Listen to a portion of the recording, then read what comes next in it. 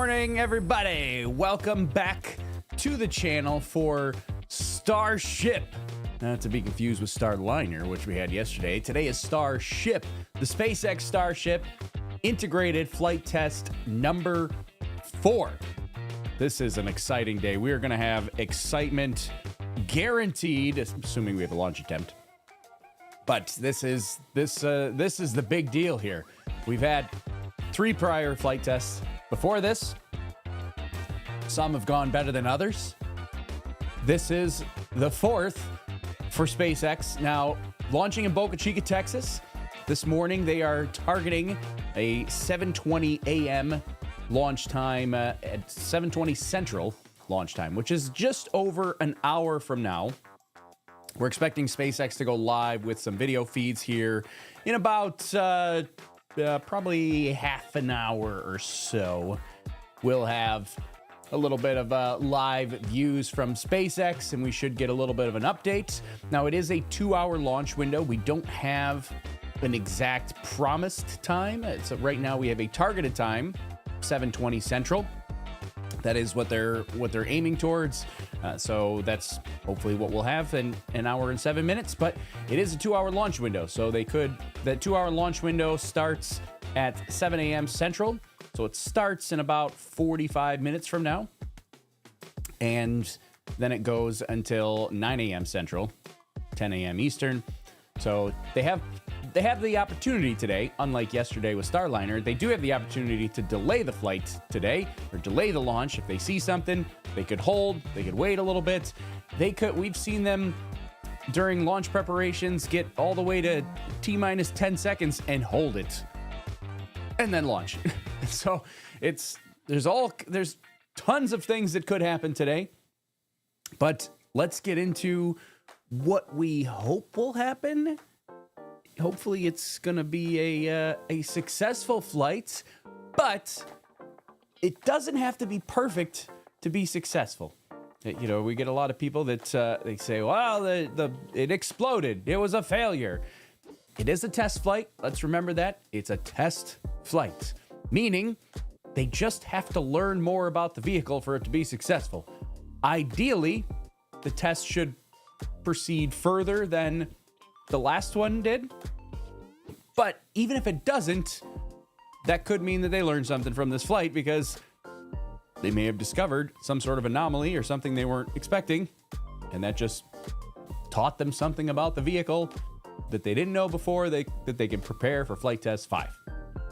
For all of us space fans, we kind of hope for a really successful flight, because what that means is flight test 5 can have even more ambitious goals. So anyways, here's Boca Chica, Texas. We'll zoom you out here so you can get a little bit of context. But here's Boca Chica, Texas, right here. Now this is a flight trajectory, flight map from my friend Declan over at flightclub.io.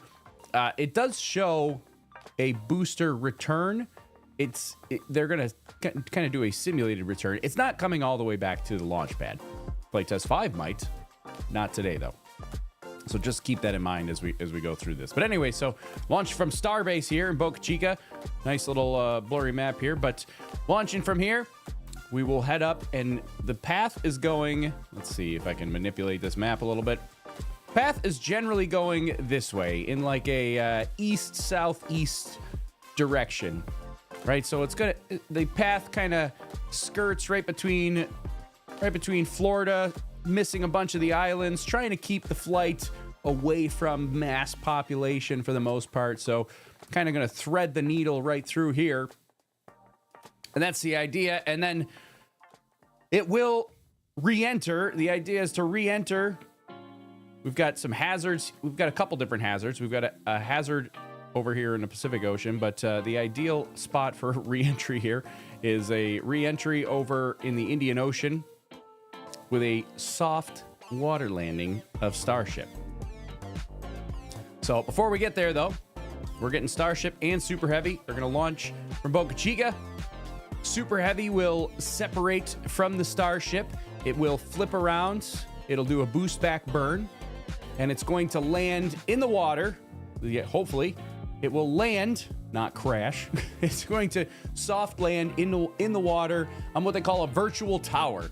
It's basically going to be pretending like there's a tower. They have a very specific set of coordinates. They're going to pretend that's the launch tower, and they want to soft land at that exact spot on those exact coordinates to kind of simulate, all right, if we were coming back to the launch pad and we had our beautiful launch tower with our chopsticks and all that money that we spent building it, would it survive?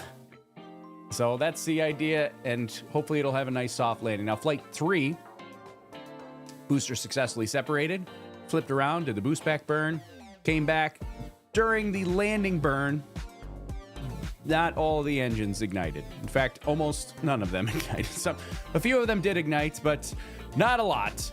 And it appeared in the broadcast that many of them did not stay ignited for long, and it came screaming into the ocean. Crashed. Hopefully we can get a little bit better this time around. So they are, on a Falcon 9, typically we see a boost back burn, we see an entry burn, we see a landing burn. They have been skipping the entry burn to try to conserve fuel a little bit, so they've just been doing the boost back burn, letting the vehicle kind of come screaming into the atmosphere, and then do the landing burn. So one less burn that they've been doing. And then we'll see if the engines will reignite. Let's see. Justin Hernandez, good morning. Justin said, I caught this out of the corner of my eye here. Says, hey, Tori, T0 is now 7:50 a.m. Central Time. All right. Well, let's confirm that. So this is the nice thing about being live here. Is that, yes, there was an update 10 minutes ago. So just as I was getting live, they're now targeting 7:50 a.m. according to SpaceX. So thank you, Justin. Let's fix that. And we now have an updated timeline. We have it, as we mentioned, we do have a 2-hour window. So we've now pushed 50 minutes, 50 minutes into the launch window. Still plenty of room to move things around. Typically, they're not going to typically move backwards, so it's generally not going to be any earlier than an hour and a half from now, but it could still be later. They do have until 9 a.m. Central Time, so a little bit of an update there. Thank you, Justin, for the little update there. They must have. I literally checked it right before I hit the go live button. But then we have the whole intro, and I check everything, make sure that everything's streaming the way it's supposed to be streaming. They literally updated it. When did I go live? 13 minutes ago, and they updated it 10 minutes ago. So in the middle of my intro, they published a new launch time. Anyways, back to the mission. So hopefully soft water landing for the booster. During the couple things that are going to happen there is Starship and Super Heavy do what's called hot staging. A little bit different than Falcon 9 or many other rockets. Is hot staging is basically they're not going to completely shut down the engines. They're going to keep everything propelling forward. They're going to separate and push the vehicle away. And there's also the booster's going to do this flip maneuver to do that boost back burn. There is a hot staging ring that they're going to jettison. There was a little bit of speculation that hot staging ring was jettisoned accidentally on the third test flight, maybe intentionally, maybe accidentally. There's been a lot of talk about that, but we know that in Flight Test 4, the hot staging ring, there's a little ring between Super Heavy and Starship that is going to jettison intentionally this time around. And it's really going to be reducing weight. Hopefully, I'd like to think that at some point they will maybe try to figure out how to not do that to make the thing 100% reusable.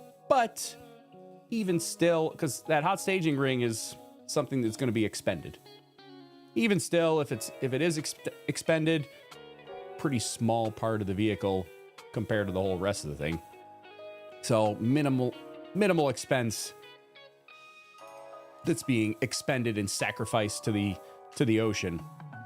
Hopefully someday we could get to the point where everything's 100% reusable, but right now that hot staging ring is going to be sacrificed. So, after staging, Starship's going to continue on, powered by all 6 Raptor engines. It'll continue on under powered flight, still right about here. And that's when we'll get engine cutoff. Then we'll go into a long coast phase, head across the ocean, all the way over to here, the Indian Ocean. Now, this is where the Starship ran into a little bit of trouble last time. If you remember on flight test 3, there was a subtle, I mean, not so subtle once you figured out what was going on, but there was a subtle roll to the vehicle. Uncontrolled roll that saw the vehicle kind of spinning around. And that's undesired. But we did get some pretty amazing views from Reentry. We got to see a lot of the Reentry heating that was happening, but that Reentry heating, because we got to see it, it was not hitting the areas where the heat shield was, because it had that uncontrolled roll. It was rolling away from the heat shields. You were getting uneven heating on different areas. Did survive for quite a long time, but there was I believe it was a clogged filter for the thrusters that basically meant that they couldn't control the vehicle anymore. It was rolling, and the vehicle ended up breaking up during re-entry. Now, we don't want to see that this time, but it is still a possibility.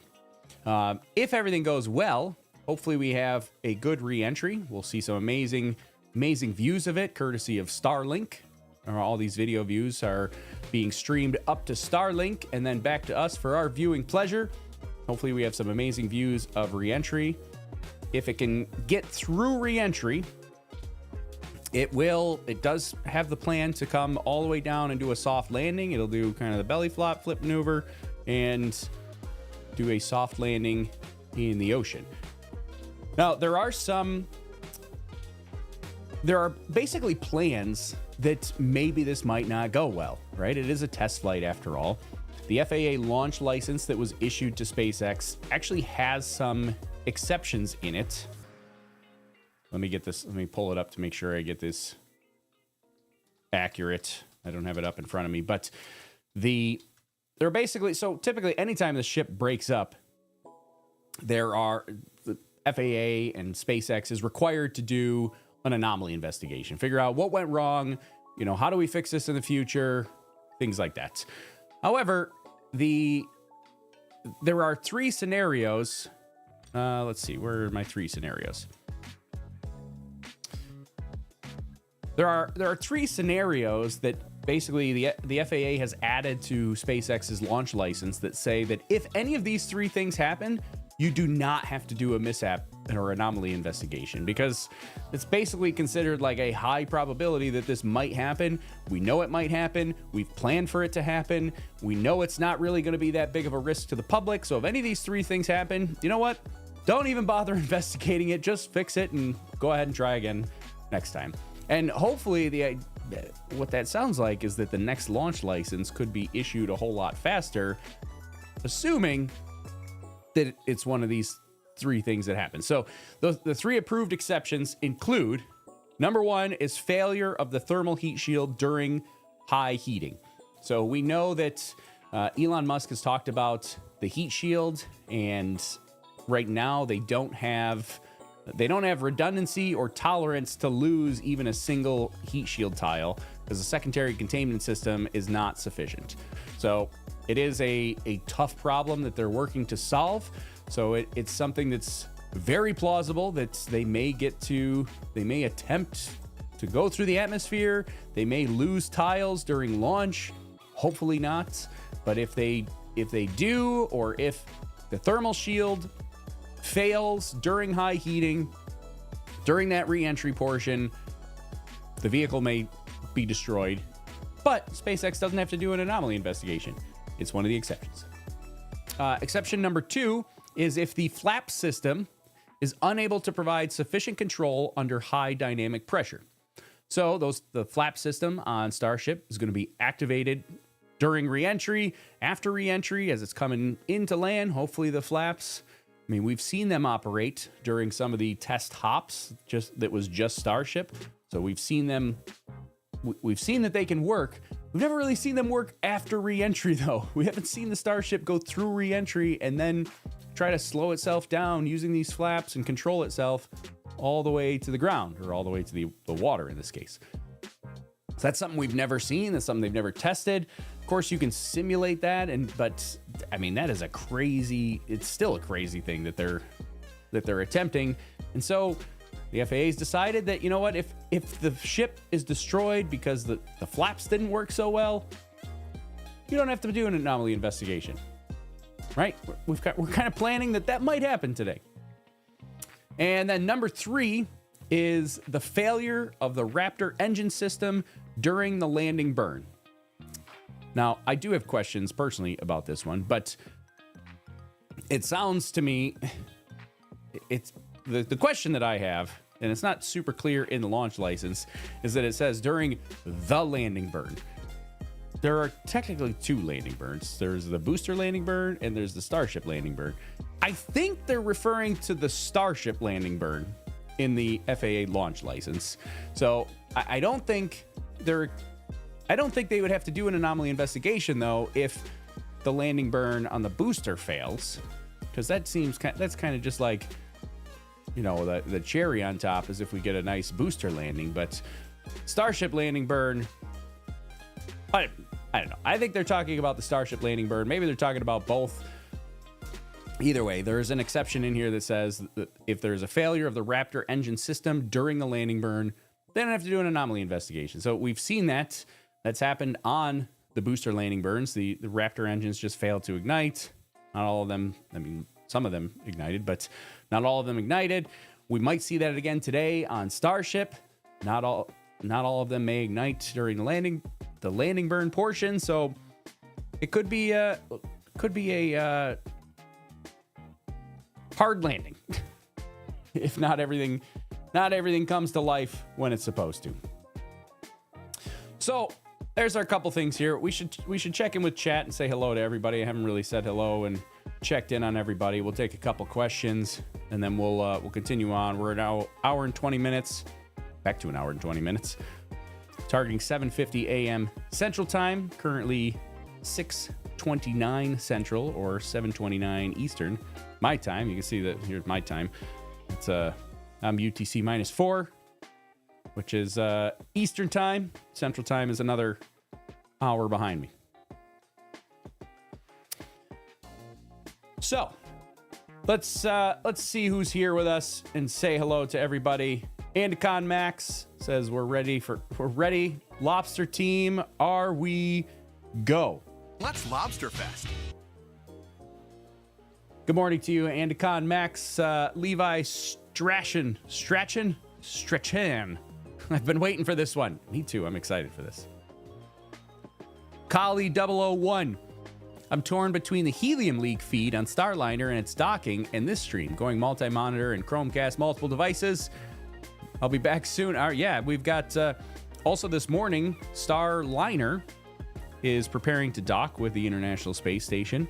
If you have not been following Starliner, we knew that there was a helium leak at launch time. They launched anyways. They planned to just manage it, deemed it not a risk. Unfortunately, the helium leak has gotten worse. They did plan that might happen, so the helium leak has gotten worse. It is now leaking in like 3 different places now. The original leak that they knew about, plus 2 more leaks that they've discovered now that they're on orbit. But still manageable. They're still pushing forward for docking with the International Space Station. But yes, they are working that helium leak, and it unfortunately has gotten worse. Hopefully, it doesn't get much worse.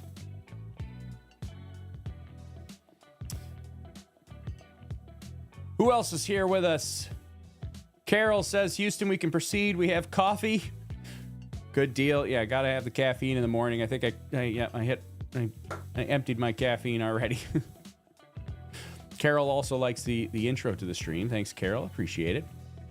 Michael says, I'm going with 100% success. Michael Shada, with minor bugs. That's what I'm hoping for. That's what I'm voting for. Now, I would be curious to hear what everybody else thinks. I'll tell you what I think is going to happen today.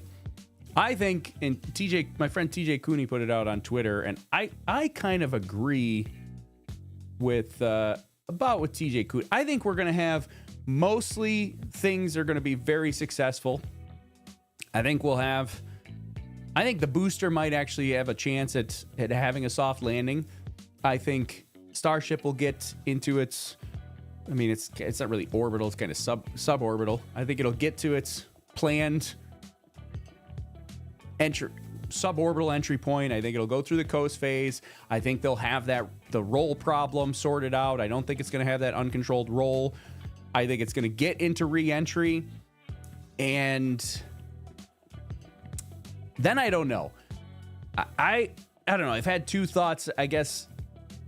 With the heat shield system being so fragile, I think I would be shocked if it actually makes it through reentry.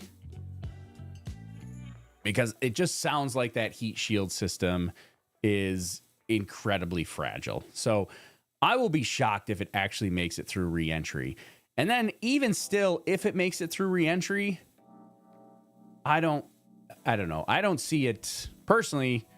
I would love to be proven wrong. I'd love to see this thing work its magic and get all the way to landing, but it just sounds like they've raised so much doubt that I'm expecting the worst. I'm expecting that there's no way that it actually, I don't even think that the Starship gets to attempt a landing burn. I think it breaks up before we even get a landing burn, whether that's during reentry or during aerodynamic forces as it's coming towards the landing burn. I don't think we even make it to the landing burn. I hope I'm wrong. I hope it makes it to the landing burn. I don't know. That's just, I don't have any insight. That's just what I think. You tell me what you think. Let's see. Miat says, I was doing so well. Coffee, it has to be. It's 9 p.m. here. Who needs sleep anyways? Well, glad you're joining us. This is a big deal. You don't want to sleep through this here. Good morning from Mariposa, California. Says Cheryl K. Roberts gonna make a second pot coffee. JP Kavanaugh from Melbourne, Florida. I think JP watched the Starliner launch yesterday, if I recall, in person. Vine 4K, I haven't watched the SpaceX launch in ages. Last I recall was when it ruined the launch pad and exploded on launch. Well, I think you might be mixing up a couple of flights. So I think you're talking about Orbital Flight Test 1, which did ruin the launch pad. Like, it just, maybe you are saying the vehicle didn't explode on launch. The launch pad kind of exploded on launch, but the vehicle flew. It didn't explode on launch. The launch pad, however, was obliterated, especially the concrete that was underneath it. They have rectified that issue, but that was Orbital Flight Test number 1.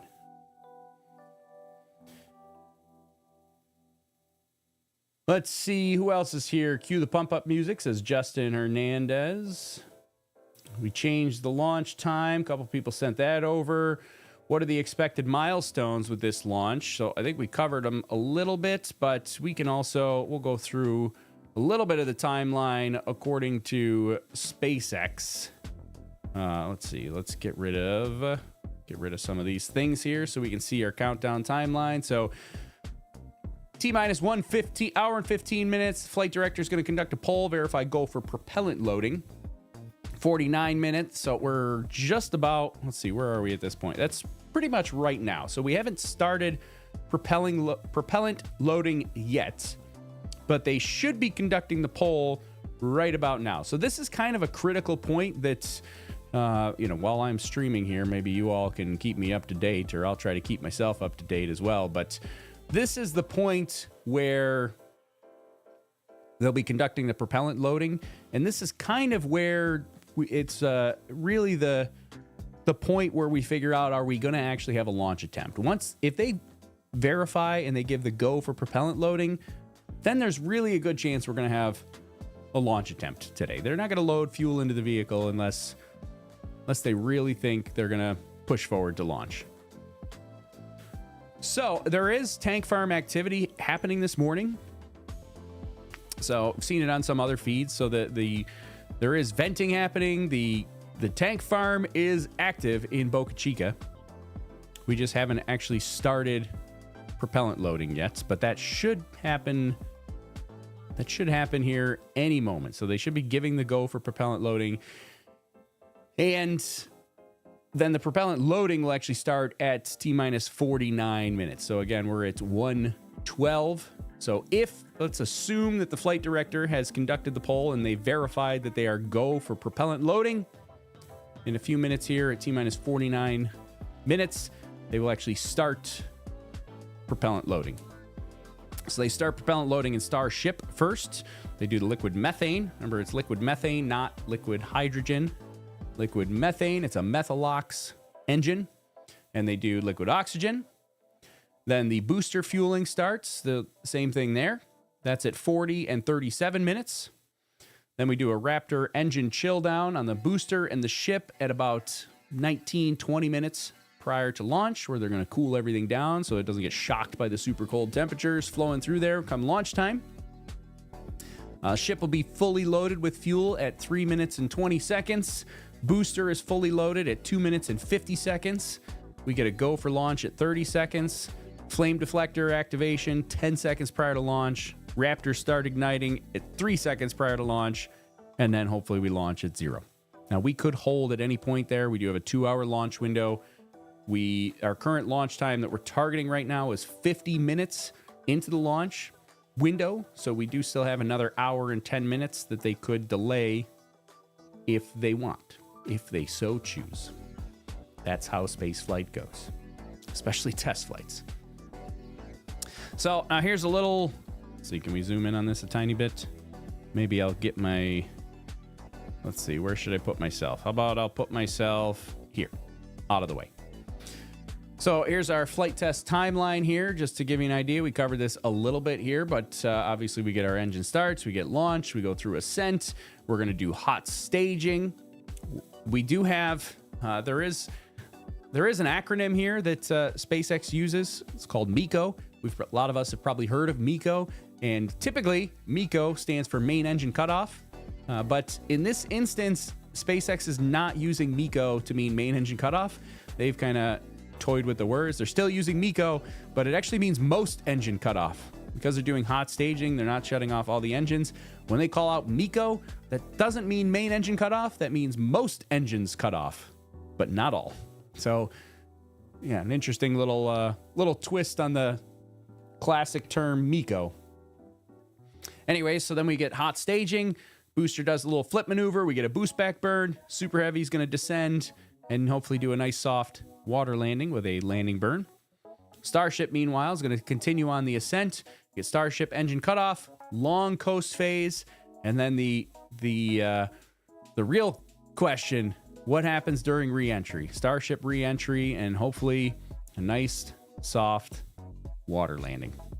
That's the idea. So after the actual launch, we've got liftoff that's going to happen.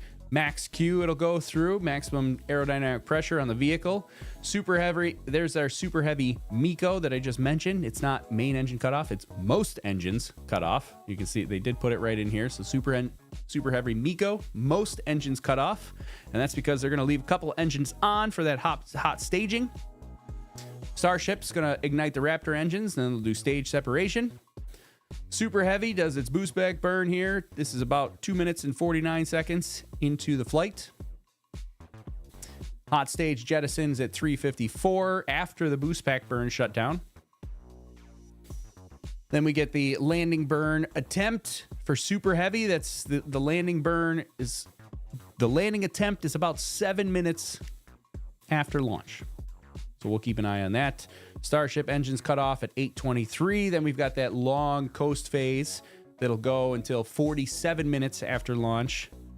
which is when the re-entry attempt will be. So starting at 4:47 minutes, and then we'll see if we get an actual landing about 1 hour and 5 minutes after launch. That's the plan for today.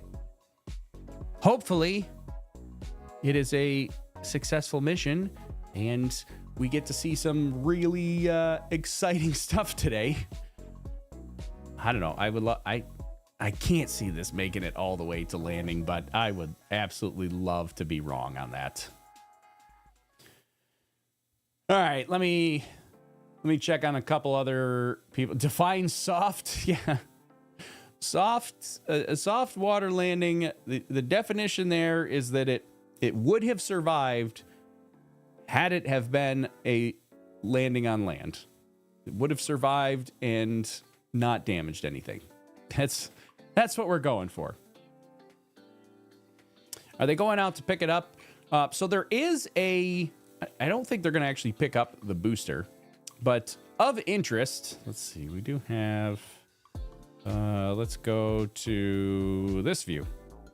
So there is, I have to excuse the advertisements. I don't have the paid version of this marine traffic here, but there is, off of South Padre Islands, there is a vehicle, Go America, that is positioned out here.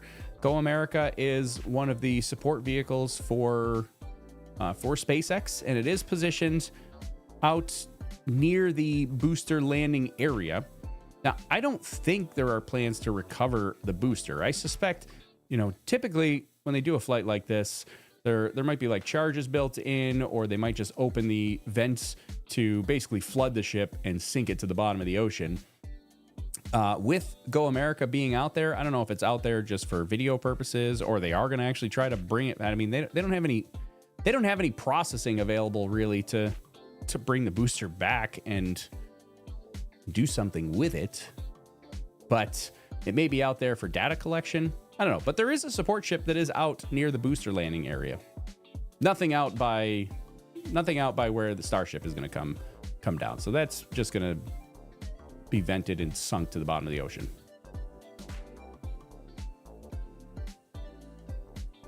How can you land if it's not on land? It should be called water. All right, fair enough.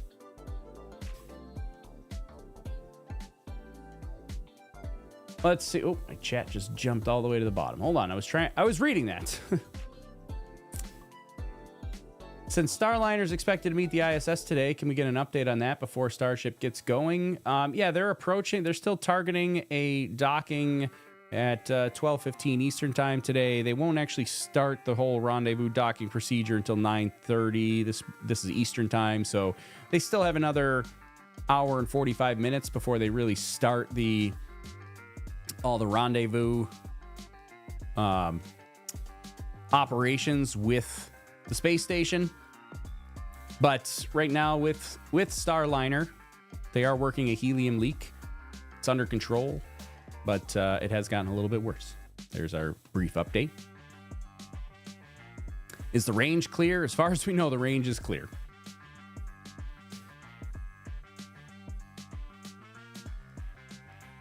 Isn't the heat shield system better than the one used on the shuttle? That's what I have heard. Yeah, so the heat shield the Starship is using is intended to be much better and much more reliable than what we used on Space Shuttle. But heat shields are tough, especially when you have to have a massive heat shield and you have so many tiles. Like it is a tough problem to solve, to make sure that all the tiles stay in place. And you also have to plan for, and this is where they've run into a few issues, is not only does the heat shield have to work, but you have to have a secondary containment system. Like what is your plan if one of the heat shield tiles falls off, right? We unfortunately made that mistake with Columbia back in 2003, Space Shuttle Columbia. We lost heat shield tile, was damaged during launch, and we lost the vehicle during reentry. There was never really a plan for what happens if we lose heat shield tiles. So this Starship is really going to be designed so that, yes, the heat shield should operate, but if they lose a heat shield tile, there should be a secondary containment system that will be good enough to get it through reentry. And right now, it sounds like, based on what Elon Musk said on Twitter, is that, or X, whatever we call it now, is that secondary containment is not working. Not sufficient to keep the vehicle safe. So really, they are relying on the heat shield system, and that is that's also a tough thing to rely on because there are so many tiles. It's such a large heat shield. It's on such a large surface, a big curved surface. You got the flaps on there. I mean, any one of those areas could fail and it could destroy the vehicle. And yeah, tough problem. But it is a much better heat shield than Space Shuttle. It's still just a difficult problem to solve.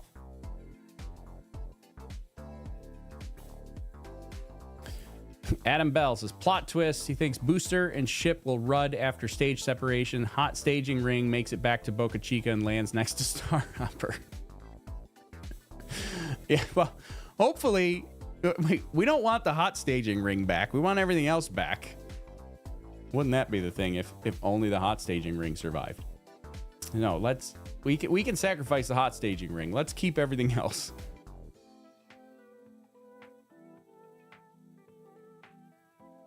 Heat shield test is totally crucial bit. Without that, everything else is meh. Yeah, that's true. We really need to.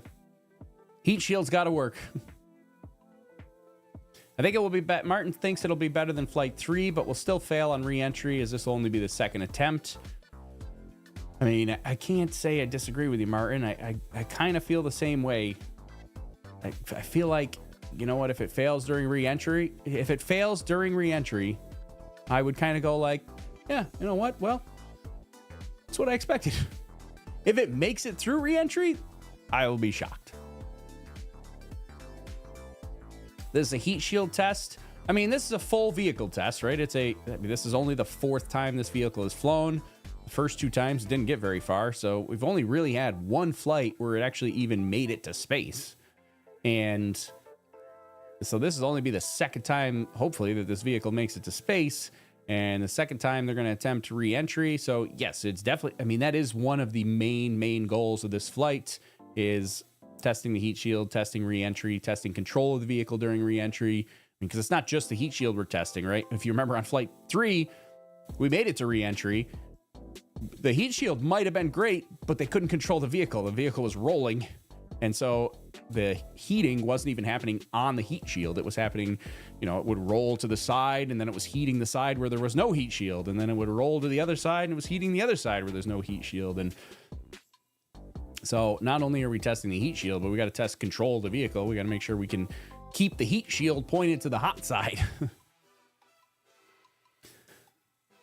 Are they going to open the bay door this time? No, there is no plan to. So the last time they were testing the PEZ dispenser, as they call it, for Starlink satellites. They did that last time on Flight Test 3. They are not planning to do that this time. They've already kind of demonstrated that. They're kind of skipping through some of those complications and really focusing on the re-entry portion. All right, so update for you. As of 4 minutes ago, 7:45 a.m. Eastern time, I guess that's 5 minutes ago now, SpaceX tweeted out that they are go for propellant loading.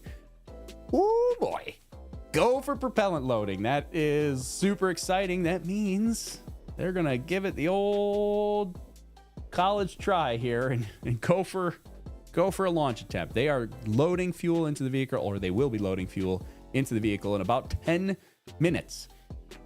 They'll start that propellant loading. Now, that we don't know if SpaceX tweeted that out a little bit late, so that go for prop loading should have occurred about 15 minutes ago. They just tweeted it out 5 minutes ago, so are they 10 minutes behind schedule, or is the social media guy just 10 minutes behind letting us know? We don't know.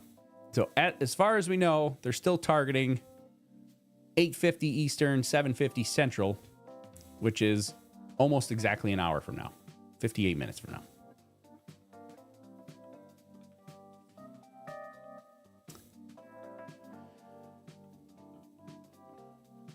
Let's see.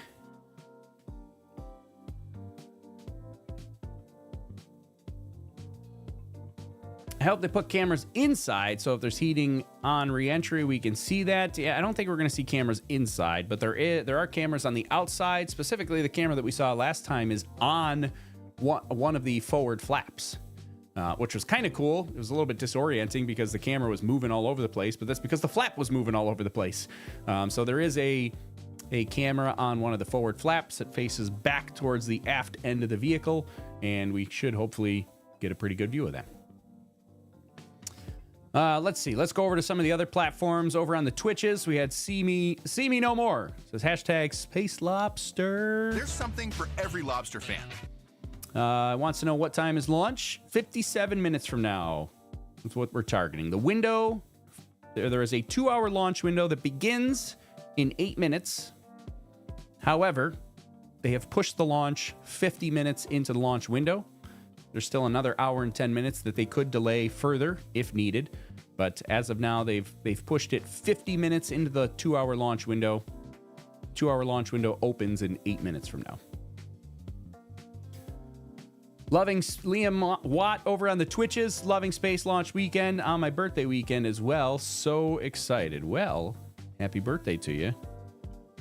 This is an exciting week in spaceflight. Hopefully, all goes well. That is improper staging. No. We don't want that. We want to make sure that everything goes well. That is improper staging. No. That is improper staging. We don't want that. Liam says it's gonna go well, but I think we're gonna have a few issues with Raptors firing. That will be something as we get into launch you'll want to keep an eye on, and I'll try to get all my stuff out of the way so that we can see the telemetry at the bottom of the screen, because they do show in real time like which Raptors are actually ignited. Can be a nice indication of what's happening here, whether or not we're going to see something successful. Because if the booster's coming into land and there's only one Raptor ignited and it's way off to the side, it's not going to be good. Look out. Dennis Daly over on Facebook. It'll be a complete go and success. Dennis is very confident.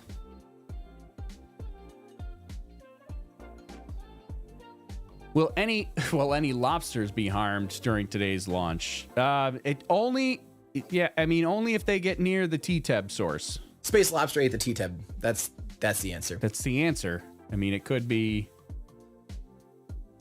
you get them anywhere near the T-Teb, they cause problems. Those pesky space lobsters. Your voice and video are out of sync. Well, I don't know what's up with that, but I don't think I can do anything about that.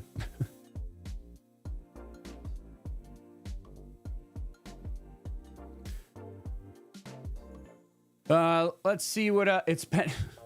Bear Grylls says it's been scrubbed. Look at the websites. No, it's not. It's not scrubbed. We are still go for launch. They just announced literally 5 minutes ago, 10 minutes ago, 9 minutes ago now that they were go for propellant loading. So everything is still on track. Deorberate. Let's see. Lim over on YouTube says, I think that's a message to Gary over on Facebook that was reporting that the voice and video are out of sync. Lim on YouTube says it's in sync for him. He says try F5. Framrick, one of our amazing moderators. We always get the grumpy scrubber news. Yeah, there's always somebody in chat that wants to try to trick us all and say that it's been scrubbed, which I'm not gonna lie is slightly annoying, because when you're live stream, listen, it's a one-man show here that I'm producing. There's no producer behind the scenes. Like, all the production that you're seeing is me. Like, there's nobody behind the scenes running this. It's me running this, which also means, like, for me to stay up to date and try, you guys can't see it in this camera view. Obviously, you can see the one monitor. There's another monitor here. There's another monitor here. There's another monitor there. So I got a whole bunch of monitors here. Some to run the live stream, some to show you what I've got going on. some to monitor what's happening and some to keep an eye on chat. I'm trying to watch all those things all at the same time. And when you get into events like this with Starship, when things can change pretty quickly and updates can happen, they can move the launch time, they can scrub it, they can move it. Like, I'm constantly just scanning over everything, going like, what happened now? Did it change? Has it updated? So I do kind of rely on you guys to let me know in chat, to be like, who was it? Justin earlier that was like, hey, Tori, they changed the launch time. You got to fix your clock. I went to go fix it. So then, of course, we get people that come in here that's like, it's scrubbed. And I'm like, oh my God, is it scrubbed? No, it's not scrubbed. Take it easy. Cut it out. Stop.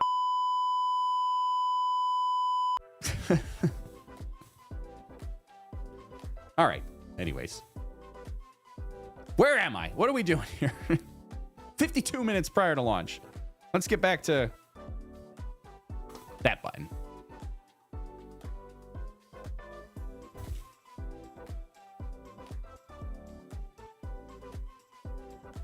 All right. I derailed my whole thought process here.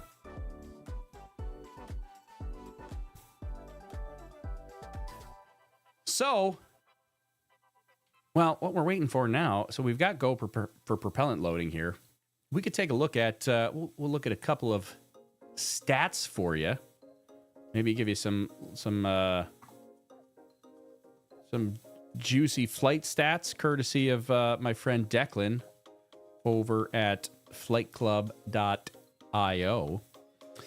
It's kind of some interesting stats, just to give you a little bit of a look. If you want to peruse through some of these stats, the flightclub.io website is kind of awesome to really geek out on some of this stuff. I mean, you can see what our altitude is going to be. A lot of these are, this is not like live telemetry that's coming directly from SpaceX, but this is information that he's gathered from previous flights. Some of it is kind of from known sources, like we know where our hazard zones are for booster landing, for Starship landing, and so we can kind of calculate.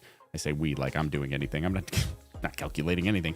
Declan's calculating it, and publishes all these stats up here. So kind of see, I don't know, some of the ones that are easy for most people to understand. Altitude in kilometers here. We're getting up to about, this is, I don't know why this goes way up there, but this is predicting about 400 kilometers in altitude. Is that right? Or is that, no, that's 400 seconds after launch. 150 kilometers in altitude. That sounds a lot better. 150 kilometers in altitude for Starship. You can see some of the acceleration profiles down in this region. Our max Q aerodynamic pressure. You can see, so here's aerodynamic pressure, which we call Q. You can see max Q here, the peak of it. That's where we get max Q. You can see how as the vehicle starts to go up faster and faster and faster and faster, the pressure goes up, but eventually the atmosphere starts to get thinner and the pressure starts to come down. There's max Q on the vehicle. Kind of a cool spot to see. We even got stuff like propellant mass, flow rates, how much thrust there is, throttle levels, angle of attack. I mean, he's got so many things on here that you could spend forever geeking out on some of this stuff. Some of the speeds that we've got here. Flight profile. So this is where you'll see kind of the ascent profile, the green for the actual ship itself. As that continues on in altitude up to about 150 kilometers, you've got the booster and the boost back burn. One thing that I always find interesting, and people forget about the boost back burn, is after separation, like the booster doesn't immediately just start falling. The booster actually continues up, does the boost back burn, and then after the boost back burn is when it actually starts coming back down. So it's actually continuing up because it's in a ballistic trajectory. So you can see that here in this blue line as well. That's kind of interesting. And you can see that if we go back to, let's see, which view do we want? We go back to this view here. We can see that as well. If we go into the 3D view, we'll kind of tilt it down like this. You can see we get our separation. Booster continues upwards flips around, does that boost back burn, and then starts coming down. Now, the one thing that I don't like about this view is that this is showing the booster coming all the way back to Boca Chica. That's not going to happen. It's going to do this boost back burn, but then it's going to actually come land out in the ocean. So don't get your hopes up. It's not going to do a tower catch yet. However, if today's flight goes well, they may do a tower catch as early as Flight 5. And really what we want to hope for is we really hope that everything goes well. Like, this is why I hope that I'm wrong about it breaking up during reentry, is if it makes it through reentry and it does a somewhat successful landing. They've now done 2 flights where they've got it into space and they've returned it to Earth. Maybe it hasn't landed successfully, but if we can get 2 successful flights and, you know, potentially a third and a fourth or whatever, but getting 2 successful flights into space and 2 successful returns to Earth, even if it's not in one piece, like this is a part that you have to remember, is one of the things that is important is not necessary. I mean, it is important long term that Starship makes it back to Earth in one piece. But more important than that is that Starship makes it back to Earth, period.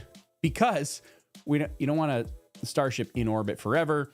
You don't want it to make an uncontrolled descent to Earth. And now we got this big, giant stainless steel tube that's coming back to Earth. Who knows where. So more important than making it back in one piece is making it back, period, like in a controlled fashion. And so making it back in a controlled fashion means that SpaceX has sufficient control of the vehicle.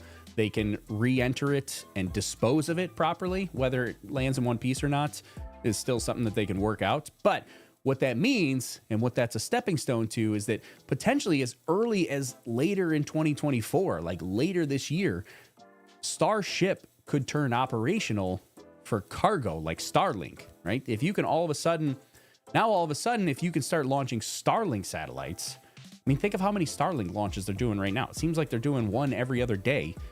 If you can start launching Starship and launching Starlink satellites on Starship as part of an operational mission, now all of a sudden it's not purely developmental. It's not just a big money pit that you're just throwing money at trying to get it to work. Now it's actually serving a purpose. It has a commercial purpose. It's launching Starlink satellites. And we don't need Starship to return in one piece to do that. We just need to make sure that Starship can return controlled and be destroyed where they intended to be destroyed. So keep that in mind for, if we do see the ship break up during reentry, that it doesn't necessarily spell disaster, because if they have sufficient control of it up to reentry, it could push us forward towards operational missions. Anyways, Jason Kyer over on Facebook. Hello from Akron, Ohio, the home of LeBron. Hello, Jason. Good morning to you. Thanks for joining us.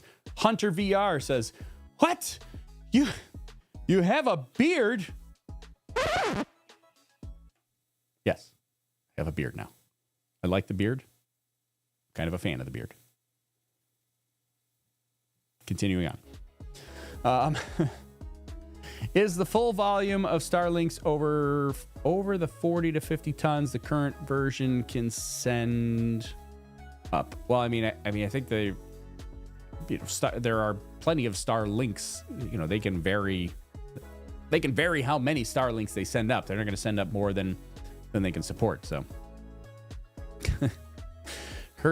Curd Shark, LOL, bearded Tory for the win. I don't know how much longer I'm going to keep the beard. I've had the beard for like 2 months now. I do like the bearded look. And looking at myself in the camera. I do. I'm not going to lie. I do like the bearded look, but I kind of want to get rid of it for the summer. I'm conflicted though, because not only do I want to get rid of it, I want to get rid of it for the summer, but I can't, for anybody that knows what I do outside of this, I'm not allowed to have a beard for some of the work that I do. So, and that work happens in the wintertime. Some people in our Space Lobster community might know what that is, but I'm this is really the only time I can grow a beard because I'm not allowed to have a beard for work in the winter. But yeah, and so I'm like, well, I might as well keep the beard because this is the only time I can have it. But I don't really want a beard in the summer. I want a beard in the winter. Someday I'll retire from that work, and then I'll just go full giant Santa Claus beard. No, I'm kidding. I won't do that. My wife would not allow that. All right. Let's go back to Starship. Nobody wants to hear about my beard. Nina says we should vote for the beard or against the beard. All right, take a vote in chat. Beard or no beard? You tell me. Framrick said beards rock, Tori. Wild West Dan says my wife won't allow that. Your wife won't allow me to have the beard, or she won't allow you to have the beard? They force you to have a beard for a job. It's a bit of discrimination, is it? Yes, they do. They do prohibit me from having a beard in the wintertime. I don't know. Those are the rules.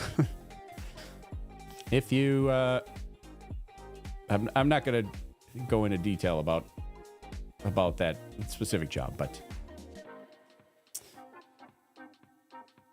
everybody's voting for the beard. Go beard, go beard. Yes, beard.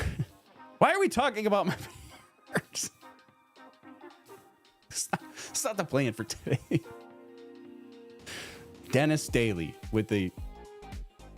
he's got the inspirational message. Says, whatever makes your face happy. Right. ZZ Top beers in my shot. Just go with the handlebar mustache. Moving on to heat shield tiles. Wild West dances. This is not part of the plan. Like you have a plan. I mean, listen, you're kind of right. There is no plan here. You know what we should talk about? Let's talk about weather. Whether or not I should have a beard. No, I'm not kidding. No, that's a terrible dad joke. We're gonna... Yeah. All right. So weather for today down in Boca Chica is fantastic for a launch. We've got, we look at our ground level winds here. We'll zoom way down in so you can see South Padre Island up here, Boca Chica Village right over here, Boca Chica launch site right there. Ground level winds right now, 4 miles per hour, which is almost non-existent. That's 1 mile an hour over what we would call calm winds. So they're basically non-existent at ground level, which is fantastic. If we go to upper level winds also almost non-existent today. We're talking 20 mile per hour upper level winds, which is that's nothing. This might as well be zero. So upper level winds are great. We look at our satellite picture here. Actually, let's refresh this. Maybe we can get a updated set. Nope. We've still got the dark satellite picture. A couple of clouds that are in the area, but we just need a small hole. And really the biggest concern is cumulus clouds. If they're like thin, wispy stratus type clouds, not a big deal. You can launch through those. Big, thick cumulus clouds, we don't want. Stratus clouds, okay, no big deal. Radar currently showing nothing. Nada. Not a thing in the area. Something up here in Louisiana, that doesn't concern us at all.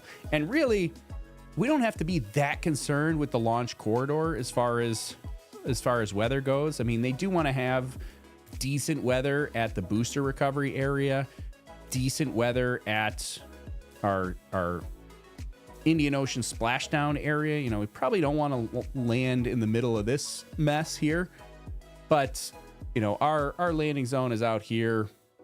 Not a big deal. You know, they want it to be somewhat good, but there's no crew on board, so it doesn't have to be. We don't need to have a whole bunch of contingency landing zones that we have to worry about here. So what that means essentially is that our weather is not going to be a factor this morning, and we should be just fine as far as weather goes. Really, the big factor on whether it launches is going to be up to Starship preparations. Is the team ready to go? Is the team ready to launch? And it sounds like they're thinking that they're going to launch. So as of right now, there's a little bit of frost forming on Ship 29. So we've got propellant loading has started, both the fuel and the liquid oxygen. Booster fueling is also just getting underway here. So they're going to start loading the liquid methane into the booster. Booster liquid oxygen will begin flowing here in another 1 minute. And then we should see SpaceX go live here soon for an actual launch attempt. This will be exciting. Let's see. Framrick says the FAA has relaxed the mishap investigation criteria an awful lot too, which is great. Yes, we did talk about that a little while ago, but let's refresh that just to make sure that everybody's up to date. Let's see, what did I do with that? It's around here somewhere. Where is it? Da, da, da, da, da, da.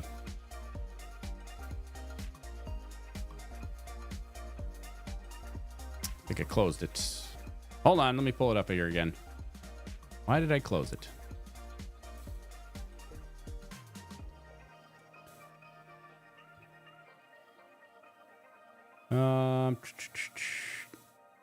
One second. I'll pull it back up here. I just want to make sure we talked about it earlier. I just want to make sure I get the wording exactly right. There it is. Okay. So from the FAA launch license, the updated launch license that was issued for this particular flight, there are 3 new exceptions for anomalies that basically the FAA has said that if any of these 3 things happen, you don't have to do a mishap investigation, an anomaly investigation. It sounds like they're kind of expecting that these things might go wrong, but if they do, no need to do a mishap investigation. We can just push forward with the next flight. And that is all assuming asterisks that there is no risk to public health or safety or property or things like that. So, this is not the right one. It's a different FAA update. Hold on.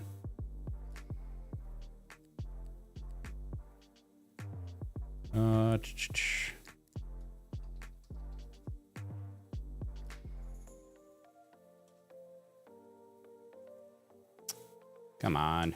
Where is...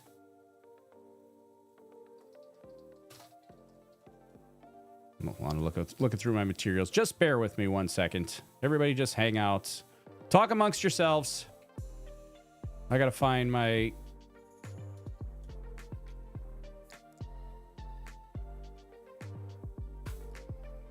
Okay, there it is. All right. I thought I found it before. Back to it. We're back.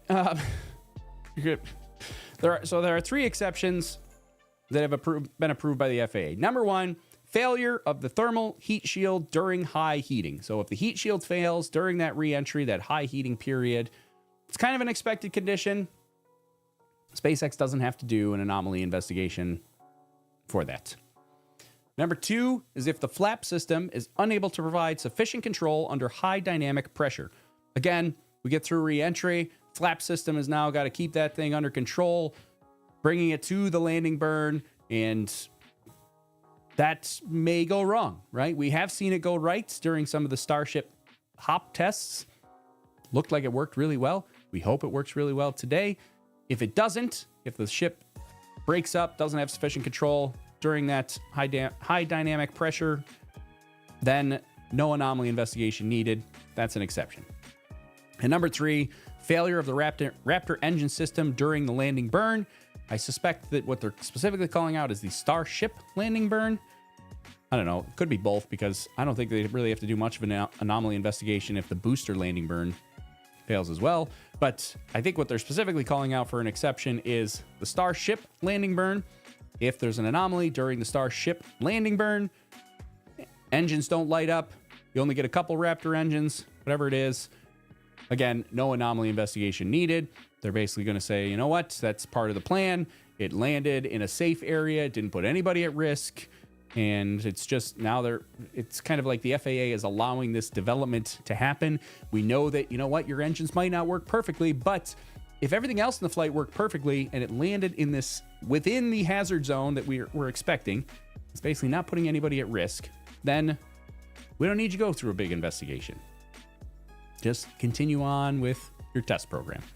And so that's really good because that kind of cuts some of the red tape out of the way and lets them push forward with another test more quickly after that. Oh, looks like SpaceX has gone live. So let's get it up on the screen for everybody to see. Volume. There it is. Okay. Flight Test 3 in March.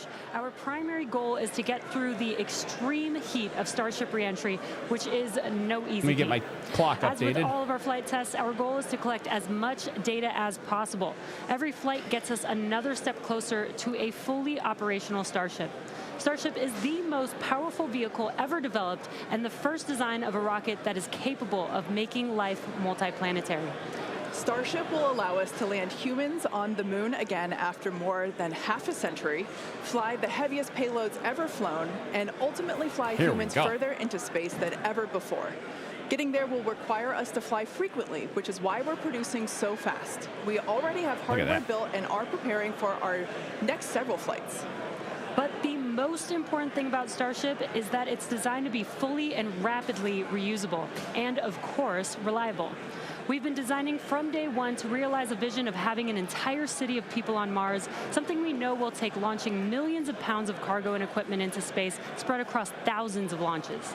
The faster we can learn now, the faster we can improve and evolve Starship to achieve this vision. And that brings us to today's flight test, the fourth of many that will get us one step closer to Mars. But before we dive into the details of today's test, let's do a quick rewind and talk about our last integrated flight test, Flight 3. On March 14th, Starship successfully lifted off at 8:25 a.m. Central Time from Starbase, Texas. Almost looks like a cartoon at how I'm going to turn this down. I'm going to talk over it here for a little bit. And if you don't want to hear me talk over it, you can go check out the SpaceX feed. But we'll talk over this for a bit until we get closer to launch time. But yeah, it almost looks like a cartoon. Like it looks. I'm sure. Here's where we trigger all the conspiracy theorists. It almost looks like it couldn't be real.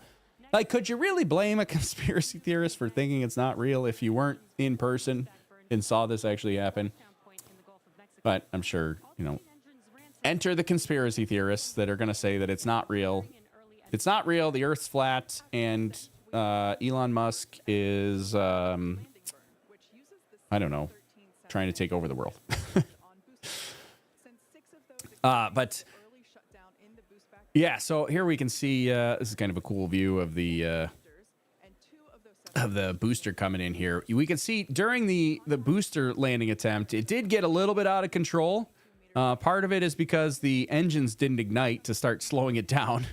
It did have a little bit of control issues. You could see those grid fins were just trying their hardest to get everything under control, but yeah, came in pretty hard. So I did sync up my clock. You can't see the clock because it's behind my clock, but the clocks are synced, so we're about 29 minutes and 40 seconds away from the next launch attempt.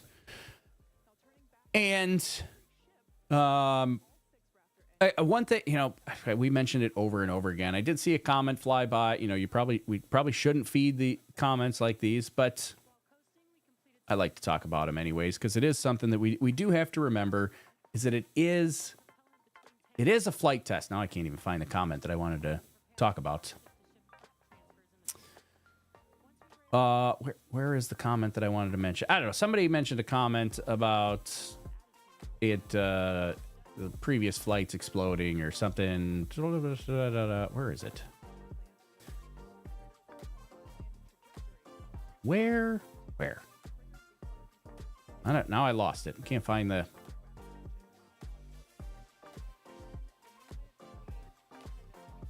Can't find the comment I was looking for that I just wanted to respond to, but whatever. Again, it is a flight to... I love this view. This view was like amazing. So this is a camera that is on the forward flap. You can see the camera move as the flap moves here. And yeah, you can kind of see, if you look at the shape of the plasma being generated around the vehicle, you can kind of tell how that roll is happening here because it's not being evenly distributed. You see how right now the plasma kind of thins out on the side, like right here seems like even heating along the belly of the spacecraft. But then as it rolled, you know, we weren't getting that even heating, and that's going to be a problem. I mean, one thing that they really have to make sure that they really want to achieve today is they want to have the heat shield pointed forward, right? We need the heat shield pointed forward to make sure that it can do what it's supposed to do if we're going to actually have a successful re-entry.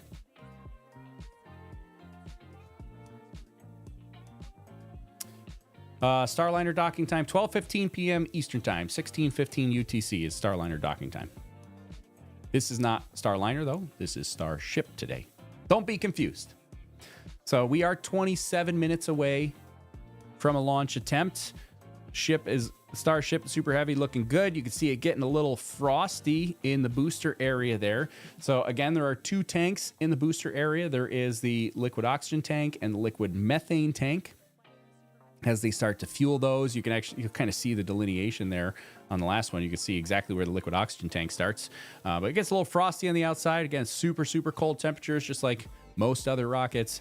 Super cold temperatures, and it causes some ice to form on the outside. That's completely normal. We get some venting that happens. You'll see venting coming off the rocket, also completely normal here. So right now, what they're showing us here is kind of the flight plan. We looked at a little bit at this when we were looking at flightclub.io. This is the coast phase of Starship, going to make it all the way to the Indian Ocean. And then what we really hope for is this re-entry, soft re-entry, make it through the atmosphere, soft landing. Hopefully we have video the whole way through it. It is being powered by Starlink, which is one amazing thing that SpaceX has that a lot of other launch providers don't have, is you got the Starlink that they can relay video back to it and back to us. So hopefully that'll be good. But it is looking fantastic. We've got a lot of tank farm activity. You can see a lot of fog happening here. I mean, it just, like, this is just gorgeous, first of all. Like, even if it doesn't succeed, like, what an amazing view this is. This is fantastic. Anyway, so you can see on the bottom portion, the Super Heavy vehicle, you can kind of see the two frost lines there of exactly, it's kind of cool. You can see exactly how fueled the rocket is. So you can see the frost lines for both the liquid methane and the liquid oxygen tanks. They're two tanks, one on top of each other, and you can see them being gradually filled up, and they're not completely frosted over because it's not completely fueled yet. Just started the fueling process. It won't be completely fueled until about 3 minutes prior to launch. That's when they'll have the booster completely fueled and ready to fly. Starship will be completely fueled a little bit before that, but yeah, the booster is the last thing that is completely fueled. They will start engine chill here, actually, in another about 5 minutes. They'll start engine chill, and that is to cool the engines down and all the plumbing that goes along with it, so that it's not shocked when it gets negative 340 degree liquid oxygen coming through. Super, super cold temperatures, it does really bad things if all of a sudden you take a nice 85 degree Fahrenheit engine and plumbing and you shove negative 340 degree oxygen through it. Things crack, things break, things creak and groan, and that's no good. So they chill it down gradually from about T-minus 19, 20 minutes all the way to launch to make sure that everything is sufficient and ready to go. Weather is go, range is green, vehicle's green. Working no issues at the moment, so pushing forward to launch, which is fantastic here. This is kind of I like the other view better, but this is you can see there is a little bit of cloud cover in the area, and we did see that if we go back to, let's get a refresh on our weather. We did see that there was a little bit of cloud cover in the area. So these are the clouds that we're currently dealing with here. It looks like some pretty thin cloud cover. So I don't know. And it does look like there's some gaps in it. So maybe we could get a gap for launch and we'll get some good view. But yeah, a little bit of cloud cover here right now that we're dealing with. Hopefully it's not too bad for all the people that are there in Boca Chica trying to take photos and videos of the launch. But SpaceX will have onboard video. We know SpaceX is really good at sharing video.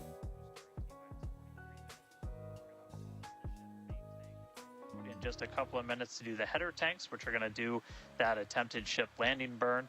We expect the ship to close out all of its prop at about 3 minutes and 20 seconds. This before video liftoff. feed, whatever. I need this camera. What is this camera? This is so clean. Clean and crisp. Very familiar. It's going to be the exact same as it was on I want phase 2 this, and whatever 3. this is. So we'll light those engines, and then about 4 seconds later, we will actually see it lift off. But I mean, right now, we are just under 23 minutes away from launch. We're not working any issues either with the vehicle, the range. Weather is 95% go, so not dealing with any winds or weather issues today.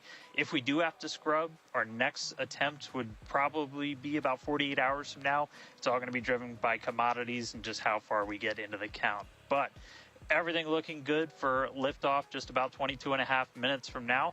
I'll check back in with you guys in a few minutes, and I'll send it back over to Kate and Jesse. So just to give you an idea, so the good news is here, everything is green, everything is go. They're working no issues. The vehicle's ready, the range is ready, the weather's ready. Those are kind of the three big factors. Range, weather, and vehicle. Say that 3 times fast. Range, weather, and vehicle, the 3 big things that we keep an eye on. Everything is go and green and good for launch as of now. Still got 22 minutes to go. Things could happen. If he did mention if they do have to scrub, it would probably be a 48-hour turnaround time, depending on how deep they get into the count. And he said it's all based on commodities. So what that means, I mean, essentially, like, you know, do they need to truck in more helium, methane, oxygen, things like that. So obviously, if you fill the vehicle completely, you're going to have a lot of venting that goes off. You're going to lose a lot of that. You might be able to detank and save some of it, but if you get really far into the count, you're going to have maximum loss of anything that's been vented off at a minimum. And so that's where, you know, they may have to bring more in. It's not like they have an unlimited supply on site there. So A second attempt sounds like would be about 48 hours. 48 hours from now, so that would put it on like Saturday morning if they have to scrub today and go for something else. So remember, we do have a 2-hour launch window, though. There is some opportunity. If they call a hold, doesn't mean the end of the launch for today. Depends on what happens or why they're calling a hold. But they can call a hold. We are currently targeting 50 minutes into the 2-hour launch window, which means they have 100 they have an hour. What am I saying? They have 70 minutes. They have an hour and 10 minutes. I was going to say 110 minutes. They have an hour and 10 minutes of additional wiggle room in the launch window that they still could launch today if they want to hold and take a look at things for a little while. Look at this view of the engine bells here. Bottom, like, that is crazy. Like, that's the bottom of the Super Heavy booster with a bazillion engines. Like, it's crazy how many. 33 engines on the bottom. Crazy. Some close-up views. You can see our hot staging ring there in the middle. That's going to be jettisoned. That's that ring right above the grid fins there between Starship and the Super Heavy booster. That's the ring that's going to be jettisoned right after the boost back burn. And they're going to get rid of that. We want to see, hopefully, those heat shield tiles work really well today. We want to see it get into space. We want to see it make it through reentry.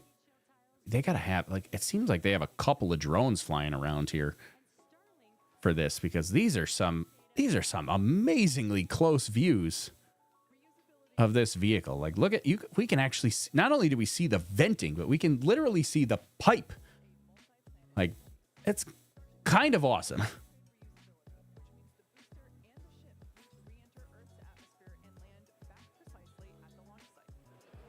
each flight test, we gather more and more data to help hone Starship's re-entry capabilities. The more information we have from each flight, the quicker Starship development can proceed. One way to get one thing, sorry, just saw a comment that Liam Watt made over on the Twitches. He's on our Twitch feed. He said, shouldn't they fold the grid fins in to reduce drag, or is that just directional stability? So, no, they do not fold the grid fins like Falcon 9. They actually launch with them out. And that's really, I mean, one of the main reasons that they do that is just to eliminate another system, right? If you got to fold the grid fins in and fold them out, I mean, those are more hydraulics and more components. And, Elon's theory has been for a long time that no part is the best part. If I don't know, that's not the direct quote. What is the quote? I can't remember. But any system that you can eliminate that's really not necessary is better, because it's one less thing that can go wrong. So they decided not to actually fold the grid fins in. They just got to leave them out and deployed. It doesn't really affect the aerodynamics of it, and that just means that they don't have to worry about them not deploying for landing. One less thing that they got to worry about breaking. To point our Starlink terminals.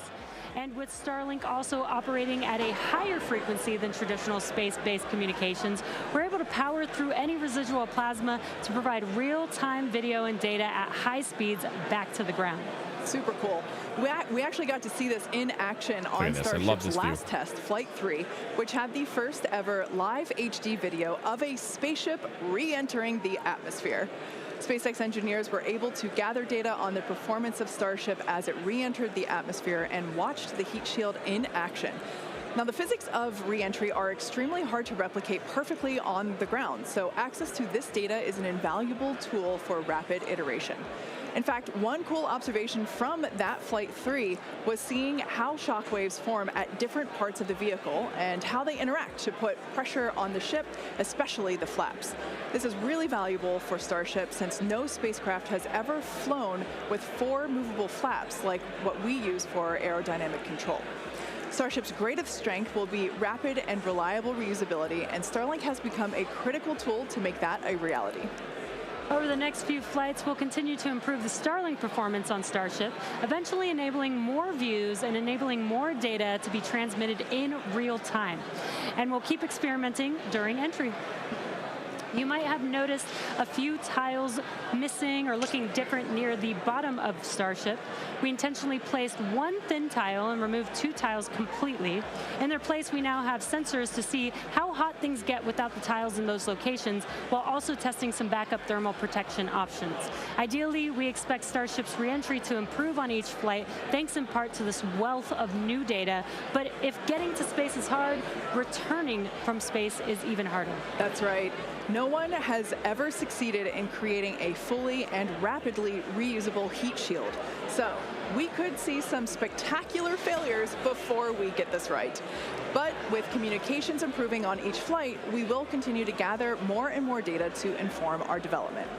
We're now... so that's an interesting bit there. So we saw in that close-up view that they're actually missing tiles, and it's another reminder that this is a test flight. So they intentionally removed a couple of tiles to test. They put sensors there. They want to see how hot it gets without heat shield tiles. Because remember, we talked about it earlier, but not only do they need to generate to have a heat shield that works properly, but they need to have contingency plans. What happens if they lose a tile?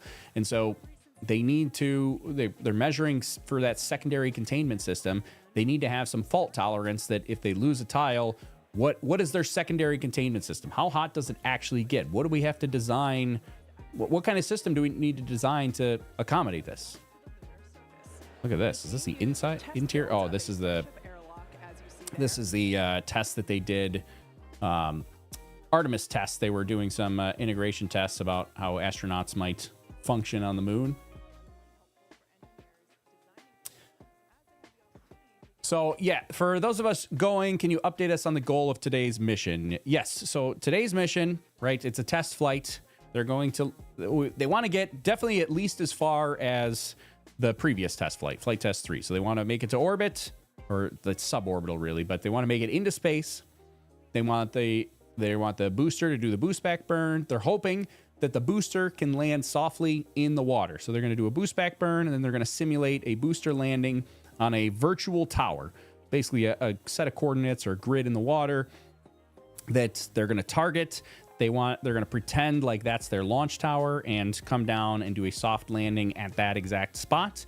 And what that's going to set them up for, if that's successful, is that Flight 5 could test landing back at the launch pad for an actual real landing attempt. So they want to make sure that the landing pad and all their infrastructure is going to be somewhat safe. So they want to try this soft landing here today. Last time on Flight 3,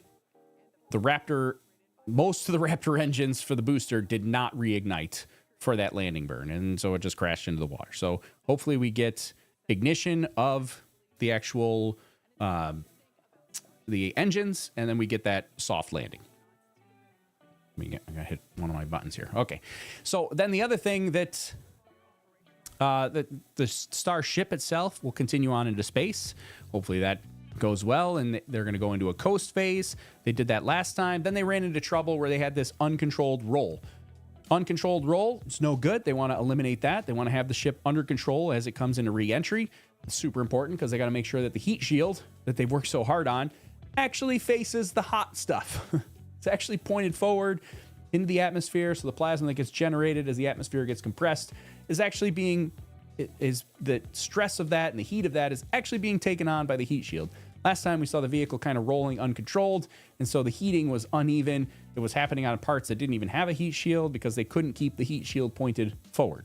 Hopefully they've resolved that for this time. There was a thruster filter that was blocked for their thrusters, and that's why they couldn't control the roll. And now hopefully that's good to go for this flight. So then the big goal, like probably the main primary goal for this flight, is re-entry. As they just mentioned a minute ago, like re-entry is tough. It's very difficult. They need to they want to make it through re-entry and see how their heat shield works.